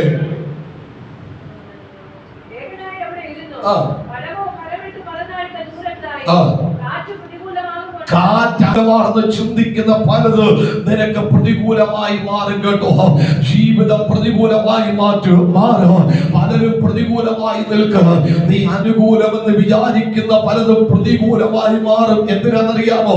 അനുകൂലമായി നിൽക്കുന്നവൻ അടുത്ത് വരാൻ വേണ്ടിയാ. ഇന്ന് പകലൊരു ദൂതൂടെ പറയാ. സകലതും അനുകൂലമാണെന്ന് ചിന്തിച്ച് ദൈവത്തിൽ നിന്ന് അകന്നു പോകാൻ ഇടവരാൻ അവൻ സമ്മതിക്കത്തില്ല. അവൻ പലതിനെയും പ്രതികൂലമാക്ക്. അനുകൂലമാകുന്നവൻ കൂടെ വരാൻ വേണ്ടിയാണ്. പടകത്തിരകളാൽ വലഞ്ഞിരുന്നു. ഇന്ന് പകൽ വലഞ്ഞിരിക്കുന്നവർ, കുടുംബത്തിനകത്ത്, ജീവിതത്തിനകത്ത് വലഞ്ഞുപോയവർ പല പരിശ്രമങ്ങളും നടത്തി ഒരു കരക്കെടുക്കാൻ കഴിയാതെ വലഞ്ഞുപോയവരുണ്ടെങ്കിൽ ഞാനൊരു ദൂത് പറയാ. വലഞ്ഞുപോയതിന്റെ പടകിനെ, അലഞ്ഞുപോയതിന്റെ ജീവിതത്തെ ചെടിയാക്കി നിർത്താൻ ഒരുവനെ കഴിയത്തുള്ളൂ. നീ എത്ര വിദഗ്ധമായി തണ്ടുവലിച്ചാൽ, നീ എത്ര ശക്തിയുടെ കൂർമ്മ ബുദ്ധി കൊണ്ട് അതിനെ ചെടിയാക്കാൻ നോക്കിയാലും നടക്കത്തില്ല. വരേണ്ടവൻ വന്നാൽ അലച്ചിൽ മാറും, വലച്ചിലുകൾ മാറും. അവൻ അതിനകത്ത് കയറും. അവൻ കയറിയാൽ അത്ഭുതങ്ങൾ സംഭവിക്കുവാനിടയായി തീരും. രാത്രിയിലെ 4ാമത്തെ യാമം അവൻ അവിടേക്ക് എത്തുന്നു. അവൻ കടലിന്മേൽ നടന്ന് അവരുടെ അടുക്കൽ വന്നു. എത്രാമത്തെ യാമമാ? 4ാമത്തെ യാമം എന്ന് പറഞ്ഞാൽ പ്രഭാതം പൊട്ടിവിടരാൻ തുടങ്ങുന്ന യാമം. വൈകുന്നേരം മുതൽ 4ാമത്തെ യാമം എന്ന് പറയുമ്പോൾ 3 യാമങ്ങൾ 9 മണിക്കൂറുകൾ അവർ തുടങ്ങി. ശരീരം കൊണ്ടും മനസ്സുകൊണ്ടും അവർ തളർന്നു പോയി. അവരുടെ കാഴ്ചപ്പാടുകൾ നഷ്ടപ്പെട്ടു തുടങ്ങി. ഭയം അവർ അകത്ത് വ്യാപരിക്കപ്പെടുകയാ. പക്ഷെ അവരൊരു കാഴ്ച കാണുന്നു. കടലിന്റെ മീതെ, അർത്ഥാത് വെള്ളത്തിന്റെ മീതെ ഒരുവൻ നടന്നു വരുന്ന കാഴ്ച. മലയുടെ മുകളിൽ പ്രാർത്ഥിക്കാൻ കയറിയവൻ വെള്ളത്തിന് മീതെ നടക്കുന്ന കാഴ്ച. ഇന്ന് പകലവൻ ഉയരത്തിലിരിക്കുന്നവൻ മാത്രമല്ല, അവൻ വെള്ളത്തിന് മീതെ നടക്കണമെങ്കിൽ ഇരുന്നവൻ എഴുന്നേൽക്കണം, ഇരുന്നവൻ താഴേക്ക് ഇറങ്ങണം, ഇറങ്ങിയവൻ നടക്കണം. ഇരിക്കുന്ന ദൈവത്തെ മാത്രമല്ല ഇന്ന് പകൽ ഞാൻ പ്രസംഗിക്കുന്നത്, എഴുന്നേൽക്കുന്ന ഒരു ദൈവമുണ്ടെന്ന്, ഇറങ്ങി വരുന്ന ഒരു ദൈവമുണ്ടെന്ന്. തീച്ചൂളയുടെ നടുവിൽ ഇറങ്ങുന്നവൻ ഇന്ന് പകലവൻ നടക്കുന്ന ദൈവമാണ്.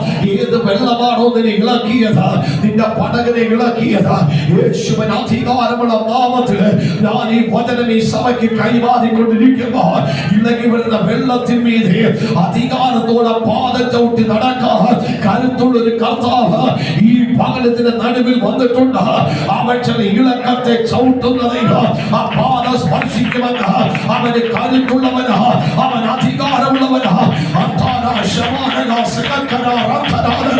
നിന്റെ പ്രതികൂലങ്ങളെ ഇന്ന് മകൾ ശാന്തമാക്കി കളയാൻ കരുത്തുള്ളവർ ഈ പ്രതികൂലത്തെ അടക്കി നിർത്താൻ, പ്രപഞ്ചത്തെ അടക്കുന്ന കാറ്റേ അടങ്ങ്, കടല് ശാന്തമാക എന്ന് അരുളി ചെയ്യാൻ കരുത്തുള്ളവർ ഇന്ന് മകൾ വെള്ളത്തിന്റെ മീതെ അവൻ നടക്കുന്നവനോ അവന്റെ പാദം സ്പർശിച്ചാൽ ചിലത് അടങ്ങി മാറും, ചിലത് ശാന്തമായി മാറുവാനിടയായിത്തീരും.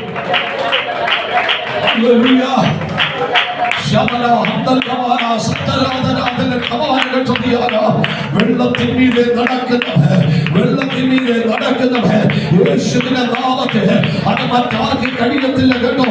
ഇന്ന് പകലിന്റെ പ്രതികൂലത്തിന് മീതെ നടക്കുക, അതിനെ കീഴ്പ്പെടുത്തുക. വെള്ളത്തിന് മീതെ നടക്കുക എന്ന് പറഞ്ഞാൽ അതവന്റെ കാലിന്റെ താഴെയാ.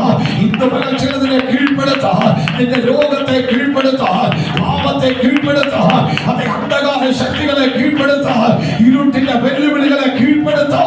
അധികാരമുള്ളവർ വെള്ളം പടകിന്റെ മീതെ കയറത്തക്കവണ്ണം തിരകൾ ഉയർന്നപ്പോ അതിനെ അടക്കി മാറ്റാൻ കരുത്തുള്ളവർ ഇന്ന് പല ചില പ്രശ്നങ്ങളെ തമ്പുരാന്റെ കാൽ കീഴെ നിർത്താൻ ദൈവത്തിന്റെ കരത്തിന് ശക്തിയുണ്ടോ? അവന്റെ കരമിൽ പകരത്തിനകത്ത് ചലിക്കപ്പെടുകയോ?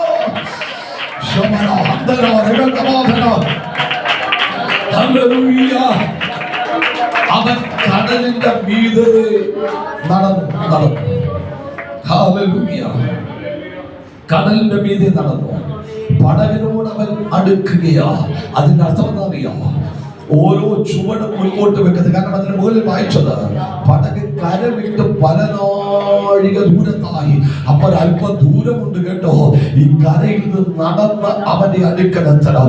അങ്ങനാണ് നാഥന്റെ പാദം ചവിട്ടിയ വെള്ളങ്ങൾ നിശ്ചലമായി മാറിയിട്ടുണ്ട്. ഇന്ന് പകൽ തമ്പുരാൻ ചിലതിനെ കാല് വെച്ചാൽ അത് പിന്നെ ഇളകത്തില്ല.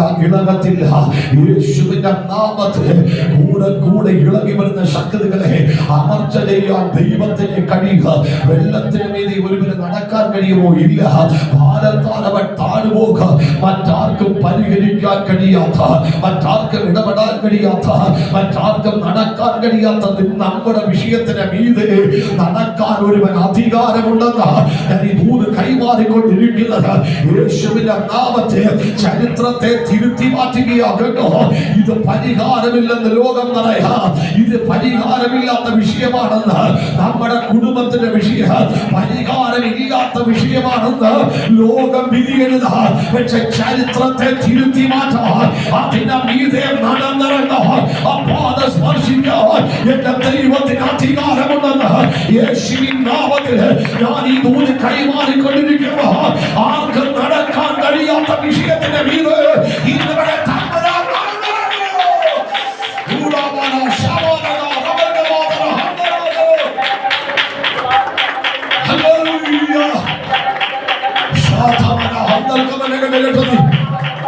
അവൻ പടകിന് മീതെ കടലിന് മീതെ നടന്നു. ആ വാക്യം താഴേക്ക് വായിക്കണം.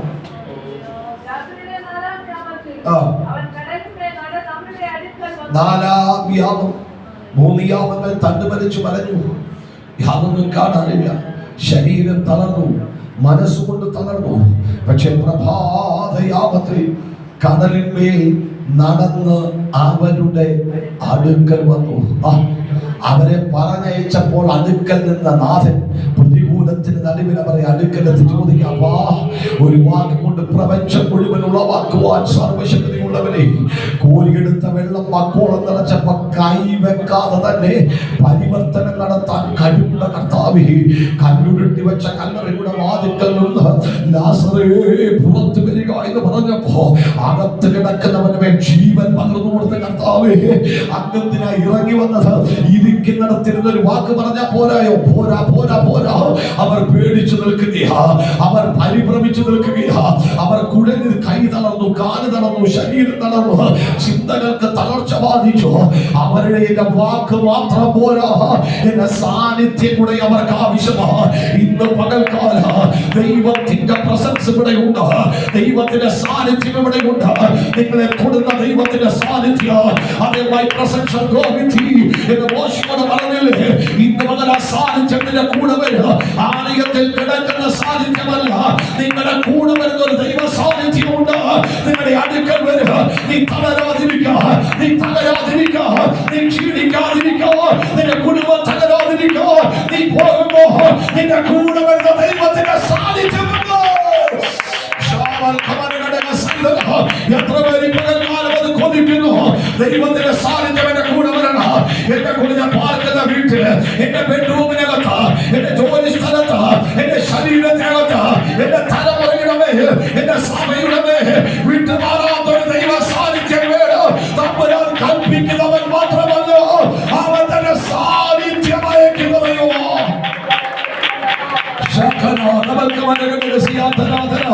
നമ്മുടെ തലമുറകൾ പോകുന്നിടത്ത് ദൈവ സാന്നിധ്യം അവരുടെ കൂടെ പോകാൻ പ്രാർത്ഥിക്കണം. നമുക്ക് എല്ലായിടത്തും കൂടെ ചെല്ലാൻ പറ്റത്തില്ല. കോളേജിനുള്ളിൽ പ്രവേശിച്ചാൽ ഗേറ്റ് അടയുക, സ്കൂളിൽ കൊണ്ടുവിട്ടാൽ ഗേറ്റ് വാതിൽ അടയുക. ഇന്ന് പകൽ തിരിച്ചറിയുക, എല്ലായിടത്തും എന്റെ കുഞ്ഞിന്റെ കൂടെ എനിക്ക് ഇരിക്കാൻ കഴിയത്തില്ല, പക്ഷെ ചെല്ലാൻ കഴിയുന്ന ഒരു ദൈവ സാന്നിധ്യമുണ്ട്. തമ്പുരാൻ പറയുന്നു, ഞാൻ എഴുന്നേറ്റേ പറ്റൂ, ഇപ്പോൾ ഞാൻ എഴുന്നേൽക്ക. രക്ഷയ്ക്കായി കാക്ഷിക്കുന്നവനെ ഞാൻ അതിനാക്കുക. ഇരിക്കുന്ന ദൈവത്തെയല്ല, എഴുന്നേൽക്കാൻ കരുത്തുള്ള ദൈവത്തെ. നടക്കുന്ന പടകിനോടവൻ അടുക്കുകയാ കേട്ടോ. ഇന്ന് പകലോർക്കട തമ്പുരാൻ എഴുന്നേറ്റ അവൻ നിന്റെ അടുത്തേക്ക് വരാം.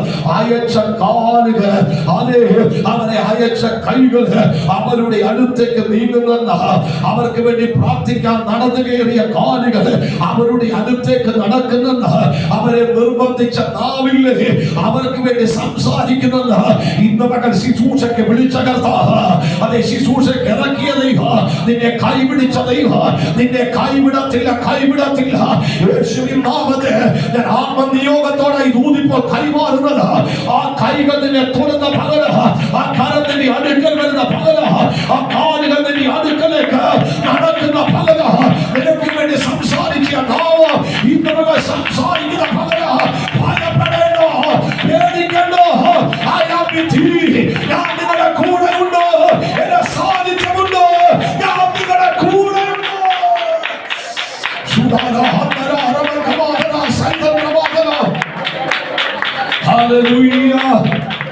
അവൻ കടൽ മീതെ നടന്നു, പടകിനോടെടുത്ത് വേഗം വായിച്ചു പോകാം.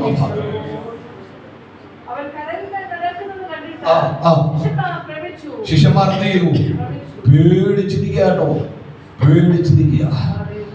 ഭ്രമിച്ചു. അടുത്ത വാക്ക് അത് ഭൂതമെന്ന ഞാൻ പറഞ്ഞ വെളിപ്പാടൊക്കെ നഷ്ടപ്പെട്ടത്. മണിക്കൂറുകൾക്ക് മുമ്പ് പറഞ്ഞയച്ച കർത്താവാണ് ഇപ്പോൾ അവരുടെ അടുത്തേക്ക് എന്ത് ചെയ്യുന്നത്, നടക്കുന്നത്. നമുക്ക് ഈ ദൈവ സാന്നിധ്യം നഷ്ടപ്പെട്ടു തുടങ്ങിയാൽ ഇങ്ങനെയൊക്കെയുള്ള ചിന്തകൾ വരും. പോട്ടെ, ഞാൻ ഭാഗപ്പെടുന്നു, സമയം കൊടുക്കുക. അടുത്ത വാക്ക് ഉടനെ യേശു അവരോട് ധൈര്യപ്പെടണ്ട, ധൈര്യപ്പെടുവീൻ, അധൈര്യപ്പെടണ്ട, അധൈര്യപ്പെടണ്ട. ഇന്ന് പകൽ കർത്താവ് നമ്മളോട് പറയാനുള്ള വാക്ക് ധൈര്യപ്പെടണം കേട്ടോ. ധൈര്യപ്പെടണം, ധൈര്യപ്പെടണം. ഉൾക്കരുത്തുണ്ടാകണം, മനസ്സിന് ബലമുണ്ടാകണം, ധൈര്യം നമ്മുടെ മേൽ വ്യാപരിക്കപ്പെടണം. ധൈര്യപ്പെടുവീൻ, ഞാനാകുന്നു. മൂന്ന് കാര്യം പറഞ്ഞു. ഒന്ന് എന്ത് ചെയ്യണം, ധൈര്യപ്പെടണം. രണ്ടാമത്തെ വാക്ക്, മൂന്നാമത്തെ വാക്ക് ധൈര്യപ്പെടണ്ട, ധൈര്യപ്പെടുവിൻ, പേടിക്കണ്ട. ഈ രണ്ട് വാക്കിന്റെ ഇടയ്ക്ക് ഒരു വാചകം പറഞ്ഞു, ഞാനാകും. ബൈബിൾ ആരംഭം മുതൽ ഞാനാകുന്നവൻ, ഞാൻ ആ വാക്ക് നമുക്ക് കാണാം. ഞാനാകുന്നു. നീ പേടിക്കണ്ട, ധൈര്യപ്പെടണം. നിനക്ക് ധൈര്യമുണ്ടാകാൻ, നിന്റെ പേടി മാറാൻ, ഞാൻ കൂടെ നിന്നാ മതി. അപ്പൻ കൂടെ ഉണ്ടെങ്കിൽ ചിലപ്പോൾ നടക്കത്തില്ല കേട്ടോ. ജീവിത പങ്കാളി കൂടെ ഉണ്ടെങ്കിലും ഒരു പരിധി വരെയൊക്കെ എന്ത് ചെയ്യും, നടക്കാം. പക്ഷെ തമ്പുരാൻ കൂടെ ഉണ്ടെങ്കിൽ സകല അധൈര്യങ്ങളും മാറും, സകല ഭയങ്ങളും മാറും. നോക്കി, കർത്താവ് ഞാൻ യേശുവാണെന്ന് അഞ്ചപ്പം കൊണ്ട് 5000 പേരെ പോഷിപ്പിച്ചു, ഒന്നും പറഞ്ഞില്ല. ഒറ്റ വാക്ക്, ഞാൻ ആ ശബ്ദം സെൻസ് ചെയ്യാൻ നമുക്ക് കഴിഞ്ഞു.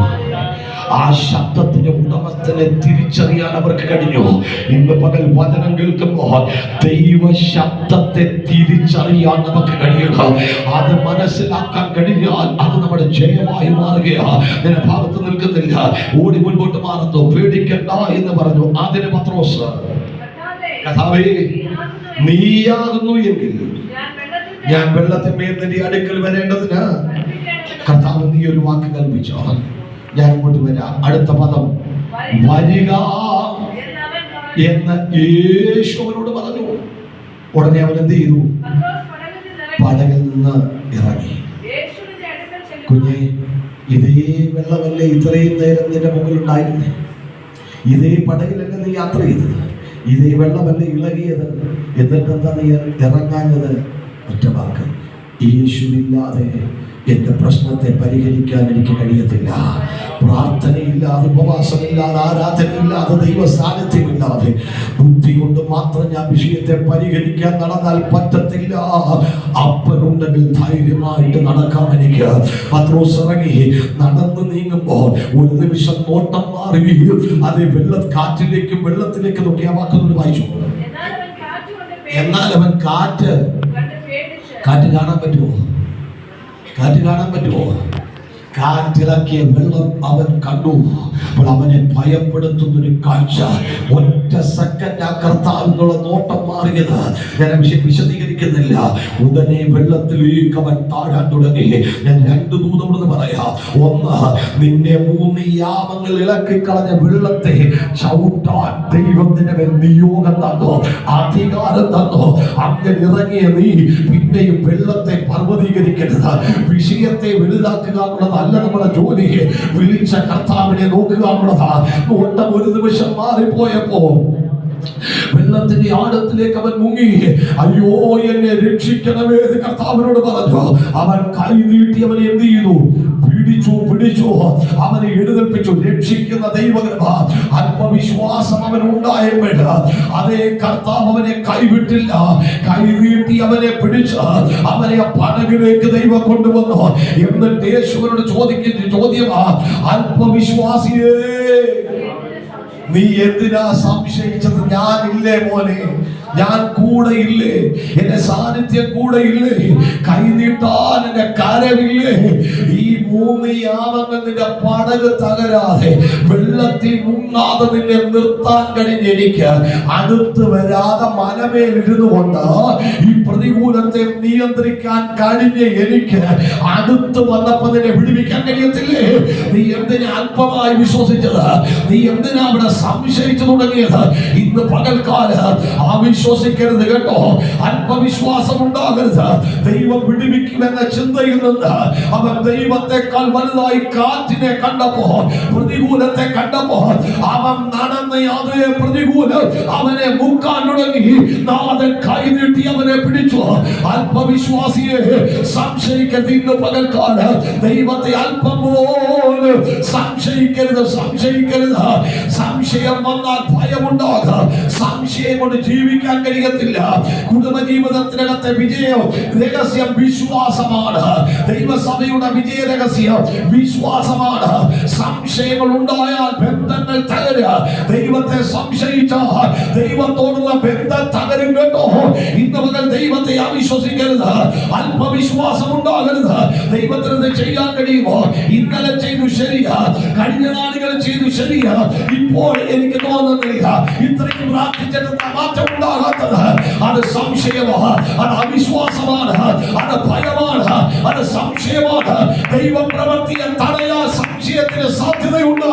ഇന്ന് മകൻ വിളിച്ചു പറ, ഇന്നലെ പ്രവർത്തിച്ച ദൈവം എനിക്ക് ആരോഗ്യം കുറഞ്ഞിട്ടുള്ളൂ, എനിക്ക് ബലം കുറഞ്ഞിട്ടുള്ളൂ. ദൈവത്തിന് ബലം കുറഞ്ഞിട്ടില്ല, ദൈവത്തിന്റെ ശക്തി കുറഞ്ഞിട്ടില്ല. ഈ പകരം ദൈവം ഇന്നലെ ഇന്ന്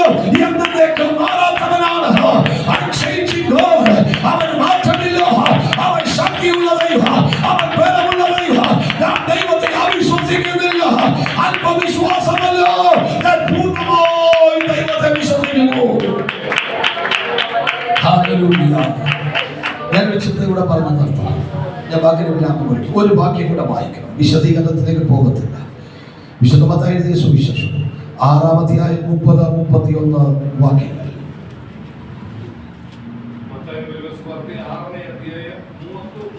Yes. ആ. ആ. ആ.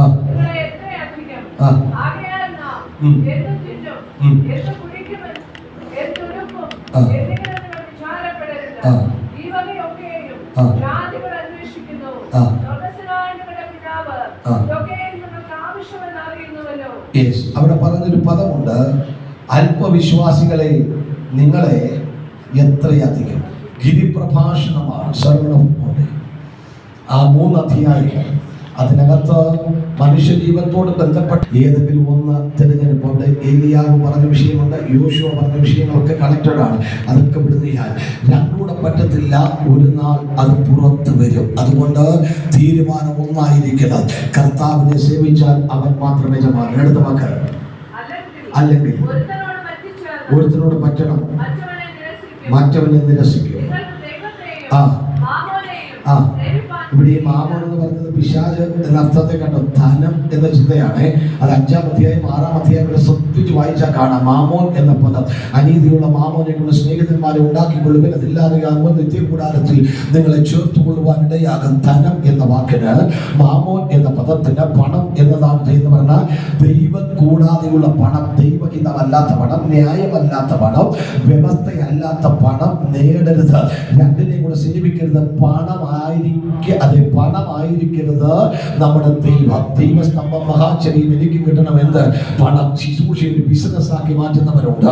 എങ്ങനെ തിരിഞ്ഞാലും കാശ് മാത്രം കീശയിലാക്കണമെന്ന് ലക്ഷ്യമുള്ളവരുണ്ട്. ഏത് വഴിക്ക് പോയാലും പണം മാത്രം മതിയെന്ന് ഉദ്ദേശിക്കുന്നവരുണ്ട്. കർത്താവ് പറഞ്ഞു അത് പറ്റത്തില്ല, നിനക്കിതിനെ രണ്ടിനെയും കൂടെ സേവിക്കാൻ കഴിയത്തില്ല. കാശ് കൊടുത്ത് സ്വർഗം വാങ്ങിക്കാൻ പറ്റത്തില്ല, കാശ് കൊടുത്ത് കർത്താവിനെ വാങ്ങിക്കാൻ പറ്റത്തില്ല. കാശ് കൊടുത്താൽ അതേ പാസ്റ്റർമാരെ എല്ലാരെയും അല്ല, പലരെയും കീശയിലാക്കാൻ, പ്രവാചകന്മാരെ വരുതിക്കകത്ത് നിർത്താം. കാശ് കൊടുത്താൽ മറ്റുള്ളവരെ ഒക്കെ നമ്മുടെ ഇംഗിതത്തിനനുസരിച്ച് കൊണ്ടുപോകാം. പക്ഷെ കാശ് കൊടുത്ത് കർത്താവിനെ വാങ്ങാൻ കഴിയത്തില്ല. അവിടെ അതിനോട് ചേർത്ത് തിമോഥെയോസിന്റെ ലേഖനം ഒക്കെ പഠിച്ചേ പറ്റൂ. പക്ഷെ സമയം അവസാനിക്കുന്നതോടെ ഞാൻ ആ ഭാഗത്തിലേക്ക് ഒന്നും പോകുന്നില്ല.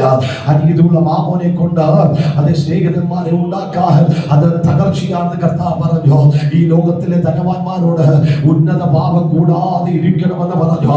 അങ്ങനെ ധനമുണ്ടാക്കിയാൽ അത് കെണിയും കൊടുക്കും പരീക്ഷയും ഒക്കെയായി അതിനകത്ത് പെട്ടുപോകുമെന്ന് അത് തിമോഥെയോസിനോട് പൗലോസിനെ മുന്നറിയിപ്പ് കൊടുത്തു.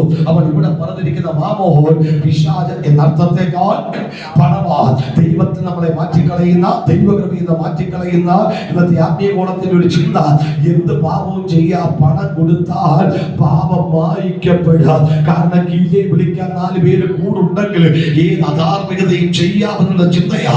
പക്ഷെ കർത്താവിന്റെ പറ്റത്തില്ല, നിനക്ക് ഏതെങ്കിലും ഒന്നിനോട് ചേരാനേ കഴിയൂ. വായിക്കാത്തലേക്ക്.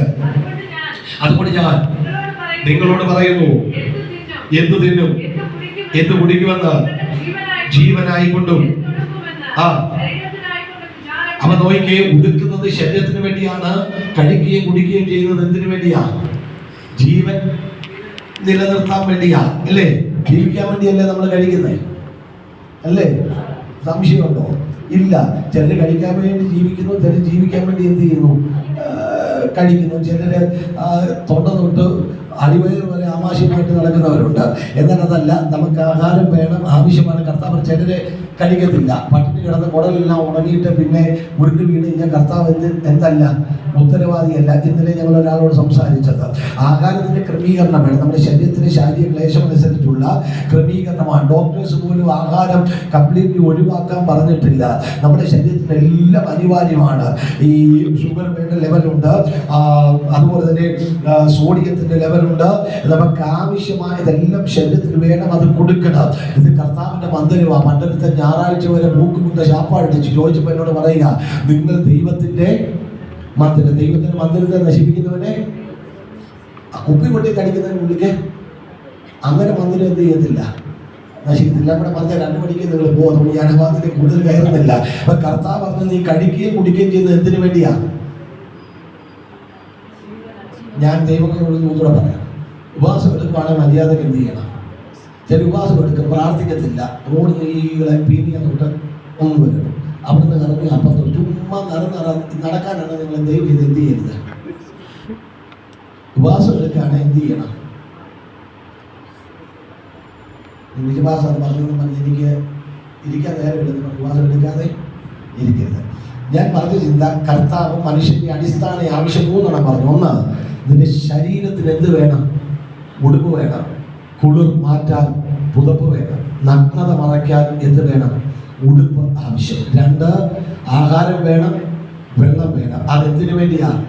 ജീവൻ നിലനിർത്താൻ വേണ്ടിയാ. അപ്പോൾ എന്ത് ചെയ്യണം? ആഹാരം നിങ്ങൾ പറയാൻ കൊടുക്കാൻ താമസിക്കും. ആഹാരം കഴിക്കണം. അപ്പൊ ഞാൻ പറഞ്ഞത് ചിന്ത എന്നറിയാം, ഈ ഭക്ഷണം കഴിക്കണം. പണ്ടൊക്കെ നമ്മൾ എന്ത് കഴിക്കും എന്നോർത്ത് ഭാരപ്പെട്ട ഒരു സമയമുണ്ട്. ഇവര് കുഞ്ഞുങ്ങൾക്ക് അത്രയും അറിവൊന്നുമില്ല. നമ്മുടെ പ്രായമുള്ള അമ്മമാരോടൊക്കെ ചോദിക്കണം, കർത്താവ് എന്ത് കഴിക്കും, നാളെ എന്ത് കൊടുക്കും. ഇന്ന് പലരും ഏത് കഴിക്കുമെന്നും പറഞ്ഞാൽ എന്ത് ചെയ്യുന്നത്. ഞാനിങ്ങോട്ട് പോരാൻ തന്നെ മോള് രസകരമായൊരു വാചകം പറഞ്ഞു, പപ്പ പോകുമ്പോൾ ഒത്തിരി സന്തോഷമാണ് എന്ന് പറഞ്ഞു. അപ്പം അവരുടെ സന്തോഷത്തിൻ്റെ കാരണം പപ്പ വരുന്ന സാധനം വാങ്ങിച്ചു കൊടുക്കും, ഏത് കഴിക്കണമെന്നുള്ള കൺഫ്യൂഷനാണ് എന്ന് പറഞ്ഞു. അപ്പം ഞാനിതെല്ലാം വാങ്ങിച്ചു കൊടുത്താലും ഒരുമിച്ച് കൊടുക്കത്തില്ല. അമ്മ അതൊക്കെ സ്റ്റോർ ചെയ്ത് കാണാതെ വെച്ചിട്ട് ആവശ്യമുള്ള മാത്രമേ എന്ത് ചെയ്യത്തുള്ളൂ, കൊടുക്കത്തുള്ളൂ. ഞാൻ പറഞ്ഞതിൻ്റെ ആശയം ഇതാണ്. പണ്ട് നമ്മൾ എന്ത് കഴിക്കും എന്നൊരു ചിന്തയുണ്ടായി. ഇപ്പോൾ ഏത് കഴിക്കും എന്നുള്ള കൺഫ്യൂഷൻ. നമ്മൾ ചില വീട് നോക്കിയാൽ ഹോട്ടൽ പോലെ ഇഡലി, പുട്ട്, ദോശ, മസാല ദോശ. പണ്ട് ഹോട്ടലിൽ ചെല്ലുമ്പോൾ എന്തോ ഉണ്ട്, അപ്പം ഉണ്ട്, ഇടിയപ്പം ഉണ്ട്, പൊട്ട റോസ്റ്റ് ഉണ്ട്, നെയ്യപ്പം ഉണ്ട്, മസാല ദോശയുണ്ട്, പൂരിയുണ്ട്, വടയുണ്ട്, പൊറോട്ടയുണ്ട്, കറി, ചിക്കൻ കറിയുണ്ട്, കടലക്കറിയുണ്ട്, മുട്ടക്കറിയുണ്ട്, ഏത് വേണം. അപ്പം നമ്മൾ പറയും 2 പൊറോട്ടയും ഇച്ചിരി സാമ്പാറുടെ പോരട്ടെ എന്ന് പറയും. അപ്പം എന്ന് പറഞ്ഞാൽ ഇന്ന് നമ്മുടെ വീടിൻ്റെ ടേബിൾ നോക്കിക്കേ. ഞാൻ പറഞ്ഞില്ല, കളിയാക്കാൻ പറഞ്ഞാൽ ദൈവം നമ്മുടെ സാഹചര്യങ്ങളെ മാറ്റി. എനിക്ക് നോക്കട്ടെ, ഉടുപ്പ്. പണ്ട് കർത്താവ് ഏത് ഉടുക്കുമെന്ന് ചിന്തിച്ചൊരു കാലമുണ്ട്. ഇപ്പം അങ്ങനെയാണ്. എന്തുടുക്കുമെന്ന് വിചാരിച്ചൊരു കാലമുണ്ട്. ഇപ്പം അങ്ങനെയാണോ? കർത്താവ് ഇതിനകത്ത് നമുക്ക് തന്നെ കൺഫ്യൂഷൻ. ഏതൊക്കെ ഏത് ദിവസമാണ്. ഇപ്പം ഈ ചിലർക്ക് അസാധാരണമായ ഒരു കൃപയാകട്ടോ. ഏത് പുതിയതിട്ടാലും ഒരു സ്പോട്ടിൽ കണ്ടുപിടിക്കും. ആശീർവാദം പറയാൻ നോക്കി ഇത്ര ദിവസം കണ്ടില്ല, പുതിയ എടുത്ത് അത് അസാധ്യ കൃപയാണ് ചിലർക്ക്. അത് ദൈവത്തിൻ്റെ വലിയൊരു കരുണയാണ്. എൻ്റെ ഭാര്യയോട് ഒരാൾ ചോദിച്ചു, ഇത് പുതിയത് ഞാനപ്പോൾ എനിക്ക് പോലും അറിയത്തില്ല നിനക്കത്ര. അപ്പൊ ഞാൻ പറഞ്ഞു വന്നത് പിന്നൊരു കാര്യം, ദൈവം തമ്മിനാൽ ഡ്രസ്സ് തന്നിട്ടുണ്ടെ അത് ഉടുത്ത് തീർക്കണം. സ്വർഗത്തിൽ കൊണ്ടുപോയിട്ട് ഒന്നും എന്ത് ചെയ്യാൻ പറ്റുന്നില്ല. നിങ്ങളുടെ മോഹം കണ്ടപ്പോൾ ഇങ്ങനെ അടുത്ത കാലത്ത് നിർത്തത്തില്ല, നിർത്താൻ പോവാം. ബൈബിൾ മുടക്കി പകുതി ആശ്വാസമല്ല. ദൈവം തുണി തന്നെ എന്ത് ചെയ്യണം? ഇടണം. ചില ഉടുക്കത്തിൽ എല്ലാ ദിവസവും തുറന്നു നോക്കി പനി പിടിച്ചോ എന്നിട്ട് അടച്ചതുപോലെ അവിടെ വെക്കും. അതിനാൽ ഞാൻ നമുക്കുള്ള സ്നേഹത്തിൽ പറയാം, ആവശ്യമുള്ള ഒത്തിരി പേരുണ്ട്. ഉപയോഗിക്കുന്നില്ലെങ്കിൽ എന്ത് ചെയ്യണം? അവർക്ക് കൊടുക്കണം. എക്സ്പയറി കഴിയുമ്പോൾ കൊടുക്കാൻ നിൽക്കരുത്. ഒന്നി കൊടുക്കണം, അല്ലെങ്കിൽ എന്ത് ചെയ്യണം? കൊടുക്കണം. ഒന്നി കൊടുക്കണം. ഇതെപ്പോഴും മനസ്സിൽ കൊടുക്കണം. ഒന്നി കൊടുക്കണം, അല്ലെങ്കിൽ എന്ത് ചെയ്യണം? കൊടുക്കണം. ഈ രണ്ടിൽ ഏതെങ്കിലും ഒന്ന് ചെയ്യണം. ആവശ്യക്കാർ ഇഷ്ടം പോലെ ഉണ്ടെന്നേ. അപ്പൊ ദൈവം വസ്ത്രം തന്നാൽ കൊടുക്കണം, ആഹാരം തന്നാൽ എന്ത് ചെയ്യണം? ഞാൻ ഇന്നലെ പറഞ്ഞ സ്വർഗത്തിൽ പോയിട്ട് ബർഗർ ഉണ്ടോ എന്ന് ചോദിച്ചാൽ അവിടെ നിന്ന് നടക്കരുത്. ഇവിടെ വെച്ച് എല്ലാം കഴിച്ചോണം. അവിടെ ചെല്ലുന്ന ചുരിദാറിന് ഓഫർ ഉണ്ടോ എന്ന് ചോദിച്ച് നടക്കരുത്. കിട്ടിയാൽ എന്ത് ചെയ്യണം? കൊടുക്കണം. ആ ഭാഗം നിർത്തുന്നു, സമയം കഴിയാൻ വായിച്ചു വേഗം. ഇനി നോക്കണേ, ആഹാരത്തെക്കാൾ ജീവനും ഉടുപ്പിനേക്കാൾ ശരീരവും വലുതാണ്. വലുതെന്ന് പറഞ്ഞാൽ വിലയുള്ളതാണ്, അർത്ഥമുള്ളതാണ് എന്ന് പറഞ്ഞു. അടുത്തത് ഇനി അടുത്ത പറഞ്ഞ, ആകാശത്തിലെ പറവുകളെ എന്ത് ചെയ്യണം? നോക്കണം. കർത്താവ് പറഞ്ഞത് നോക്കണം. കാക്കയും ഒക്കെ നോക്കണം. നമ്മളത് നോക്കുന്നില്ല. പോകുന്ന സമയത്ത് ഇവിടെ റിഡക്ഷൻ സെയിലുണ്ടത്, അത് നോക്കിയാൽ നമ്മളെന്ത് ഈ ടെക്സ്റ്റൈൽസിൻ്റെയും ഈ പലവ്യഞ്ജന പ്രൊവിഷൻ സ്റ്റോറിൻ്റെ ഒക്കെ ബോർഡ് മാത്രമാണ് നമ്മുടെ കണ്ണിൽ വരുന്നത്. അതിന് മേലോട്ട് നമ്മൾ എന്ത് ചെയ്യുന്നില്ല. കാരണം അതിൻ്റെ ആവശ്യം നമുക്ക് ഇല്ലാത്ത കൊണ്ടാണ്. പോകട്ടെ, ആകാശത്തിലെ പക്ഷികളെ എന്ത് ചെയ്യണം? നോക്കണം. അവ എന്ത് ചെയ്യുന്നില്ല? സ്വന്തമായിട്ട് അതിന് സ്ഥലമില്ല. നമുക്ക് സ്ഥലമുണ്ടെങ്കിലും കൃഷി ചെയ്യുന്നില്ല. ഇവിടെ നമുക്ക് സ്ഥലമില്ല. നാട്ടിൽ പലർക്കും സ്ഥലമുണ്ടെങ്കിലും ഒരു ചീര പോലും എന്ത് ചെയ്യുന്നില്ല, നടത്തില്ല. പോട്ടെ, അത് വിതയ്ക്കുന്നില്ല. അത് കൊയ്യുന്നു. കാരണം വിതയ്ക്കാത്തതുകൊണ്ട് അതിന് കൊയ്യേണ്ട ആവശ്യം വരുന്നില്ല. അടുത്ത വാക്ക്, കളപ്പുരയിൽ നിന്നില്ല. അപ്പൊ ഇത് 3 അതിനില്ല. സ്ഥലമില്ല, വിതയില്ല, കൊയ്ത്തില്ല, കൂട്ടി വെക്കാൻ കളപ്പുരയില്ല. പക്ഷേ അടുത്തത്, എങ്കിലും സ്വർഗസ്ഥനായ നിങ്ങളുടെ പിതാവ് അവയെ എന്ത് ചെയ്യുന്നു? ഇന്ന് വരെ ആഹാരം കിട്ടാതെ ഒരു പക്ഷി കിടന്നിട്ട്, ഞാൻ ഇടയ്ക്കൊക്കെ ചർച്ചിലും ഒക്കെ പറയും, പോകുന്നിടത്ത് പറയും, നമ്മൾ ഇന്ന് വരെ ഒരു കാക്കയെ റേഷൻ കാർഡ് കൊണ്ട് പോകുന്ന നമ്മൾ കണ്ടിട്ടില്ല. കണ്ടിട്ടുണ്ടോ? ഇല്ല. സച്ചിയും ചിറകയിട്ട് പറന്നുകൊണ്ട് ഗോതമ്പ് വാങ്ങിക്കാൻ നമ്മൾ കണ്ടിട്ടില്ല. ഒരു കാളയും സപ്ലൈക്കോടെ മുമ്പിൽ പോയിട്ട് നിൽക്കുന്നത് എന്ത് ചെയ്തിട്ടില്ല നമ്മൾ കണ്ടിട്ടില്ല. ഈ മാസത്തെ റേഷൻ വാങ്ങിക്കാം. പക്ഷെ അത് ഇന്ന് വരെ എന്ത് ചെയ്തിട്ടില്ല, ആഹാരം കിട്ടാതെ ചത്തുപോയി നമ്മൾ കണ്ടിട്ടില്ല. അതിന് സ്വന്തമായിട്ട് ഒരു സെന്റ് ഭൂമി പോലും ഇല്ല. നമുക്കാണ് ഇവിടെ എന്തെല്ലാം ഉണ്ട്, റേഷൻ കിട്ടുന്നുണ്ട്, ഇവിടെ ഓഫറുകൾ വരുന്നുണ്ട്, ഓൺലൈൻ വഴി വാങ്ങിക്കാൻ കിട്ടുന്നുണ്ട്, ഡിമാർട്ട് പോലുള്ള വലിയ സ്ഥാപനങ്ങൾ ഉള്ളത് കൊണ്ട് അവിടെയൊക്കെ റിഡക്ഷനും ഒക്കെ വരുന്നുണ്ട്. എന്നിട്ടും നമ്മൾ പറയുന്നത് കിട്ടും. ഞാൻ പറഞ്ഞ പോലെ തുറന്നാൽ ഇങ്ങോട്ട് മറിഞ്ഞു വീഴുന്ന പരുവത്തില ഫ്രിഡ്ജിനകത്ത് ഒരു കൈ ട്രാവലി കൊണ്ട് എന്ത് ചെയ്യുന്നത്, ഈ സാധനം എടുക്കുന്നത് 4 ആഴ്ചത്തേക്കുണ്ടെങ്കിലും നമ്മുടെ നെഞ്ചിനകത്ത് തീയ നാളെ എന്തോ ചെയ്യുമെന്നുള്ളത്. നിങ്ങൾ ഈ പക്ഷിയെ നോക്കി, ഇന്ന് വരെ അത് കരഞ്ഞിട്ടില്ല, ഇന്ന് വരെ അത് നാളത്തെ കുറിച്ച് വിചാരിച്ചില്ല. പക്ഷെ അതിനൊരു ഗുണമുണ്ട്, എന്നും രാവിലെ അത് പ്രാർത്ഥിച്ചുകൊണ്ടാണ് പോകുന്നത്. ഉടമസ്ഥനോടുള്ള യാചനയാണ്. ഞാനൊരു ചിന്ത പറഞ്ഞ് അവസാനിപ്പിക്കാം. വായിച്ചു താഴേക്ക്. അവയേക്കാൾ കാരണം ആത്മാവില്ലാത്ത പക്ഷിമൃഗാദികൾ ചത്ത് മണ്ണോട് മണ്ണ് മാറുമ്പോൾ നമുക്ക് ശ്രേഷ്ഠതയുണ്ടാകാൻ കാരണം ദൈവത്തിന്റെ ജീവൻ നമ്മൾ വ്യാപരിക്കുന്നു. ശ്വാസം നമ്മളിലുണ്ട്, അവന്റെ ആത്മാവ് നമ്മളിലുണ്ട്, അവന്റെ രക്തത്താൽ നമ്മൾ വീണ്ടെടുക്കപ്പെട്ട. അടുത്ത വാക്ക് നമുക്കങ്ങ് ഭയങ്കര വിചാരമായിട്ട്. ഞാൻ ഈ കഴിഞ്ഞ ദിവസം എന്റെ ചർച്ചിലും പറയും, മക്കൾ ജനിച്ചു, അവരെ എങ്ങനെ പഠിപ്പിക്കും, അവരെ എങ്ങനെ കെട്ടിക്കുന്നു ടെൻഷൻ. അത് ന്യായമാണ്. കൊച്ചുമക്കളായി അപ്പൊ ടെൻഷൻ വേറെ കൂടി. കൊച്ചൻ ഇനി എന്നിവൻ പഠിച്ചു വളർന്ന് എന്ന് പറഞ്ഞാൽ ഇവരെ കെട്ടിക്കുന്ന കാലം വരെ ഞാൻ ഞാകത്തില്ലെന്നുള്ളതാ ഒന്നാമത്തെ പ്രതീക്ഷ. നമ്മൾ ഇരിക്കും തട്ടിപ്പോത്തില്ലെന്നുള്ളതാണ് ഒന്നാമത്തെ പ്രതീക്ഷ.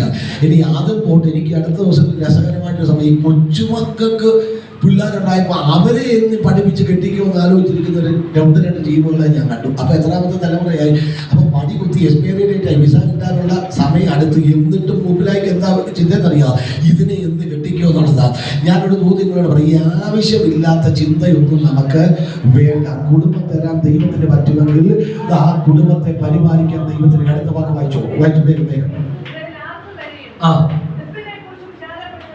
ആ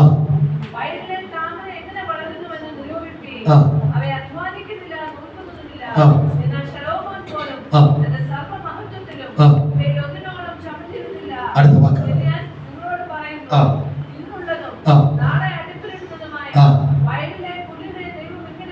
ക്ഷമയിക്കുന്നു, ഇങ്ങനെ മനോഹരമാക്കി നിർത്തുന്നുണ്ട്, ഭംഗിയായി സൂക്ഷിക്കുന്നുണ്ട്.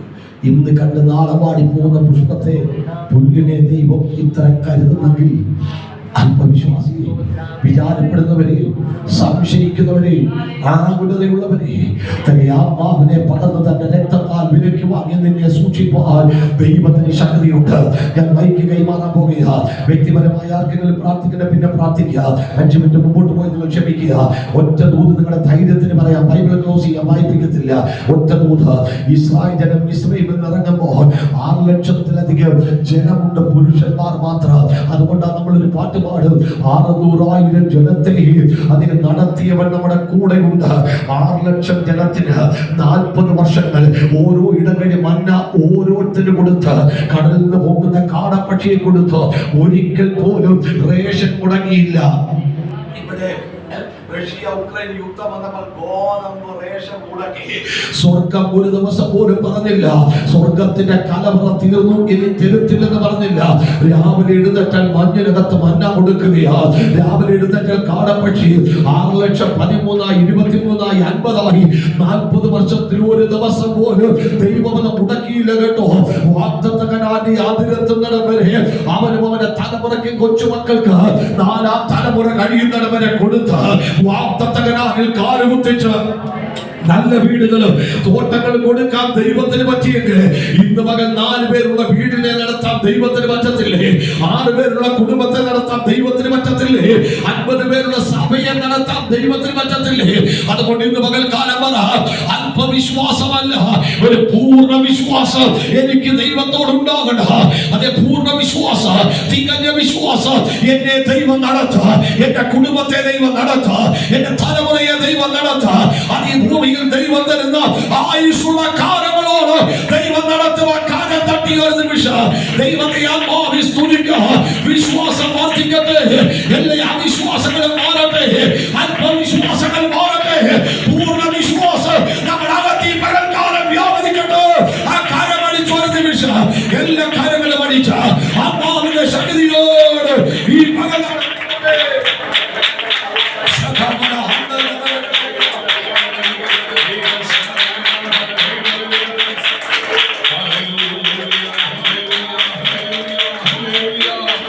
Hallelujah.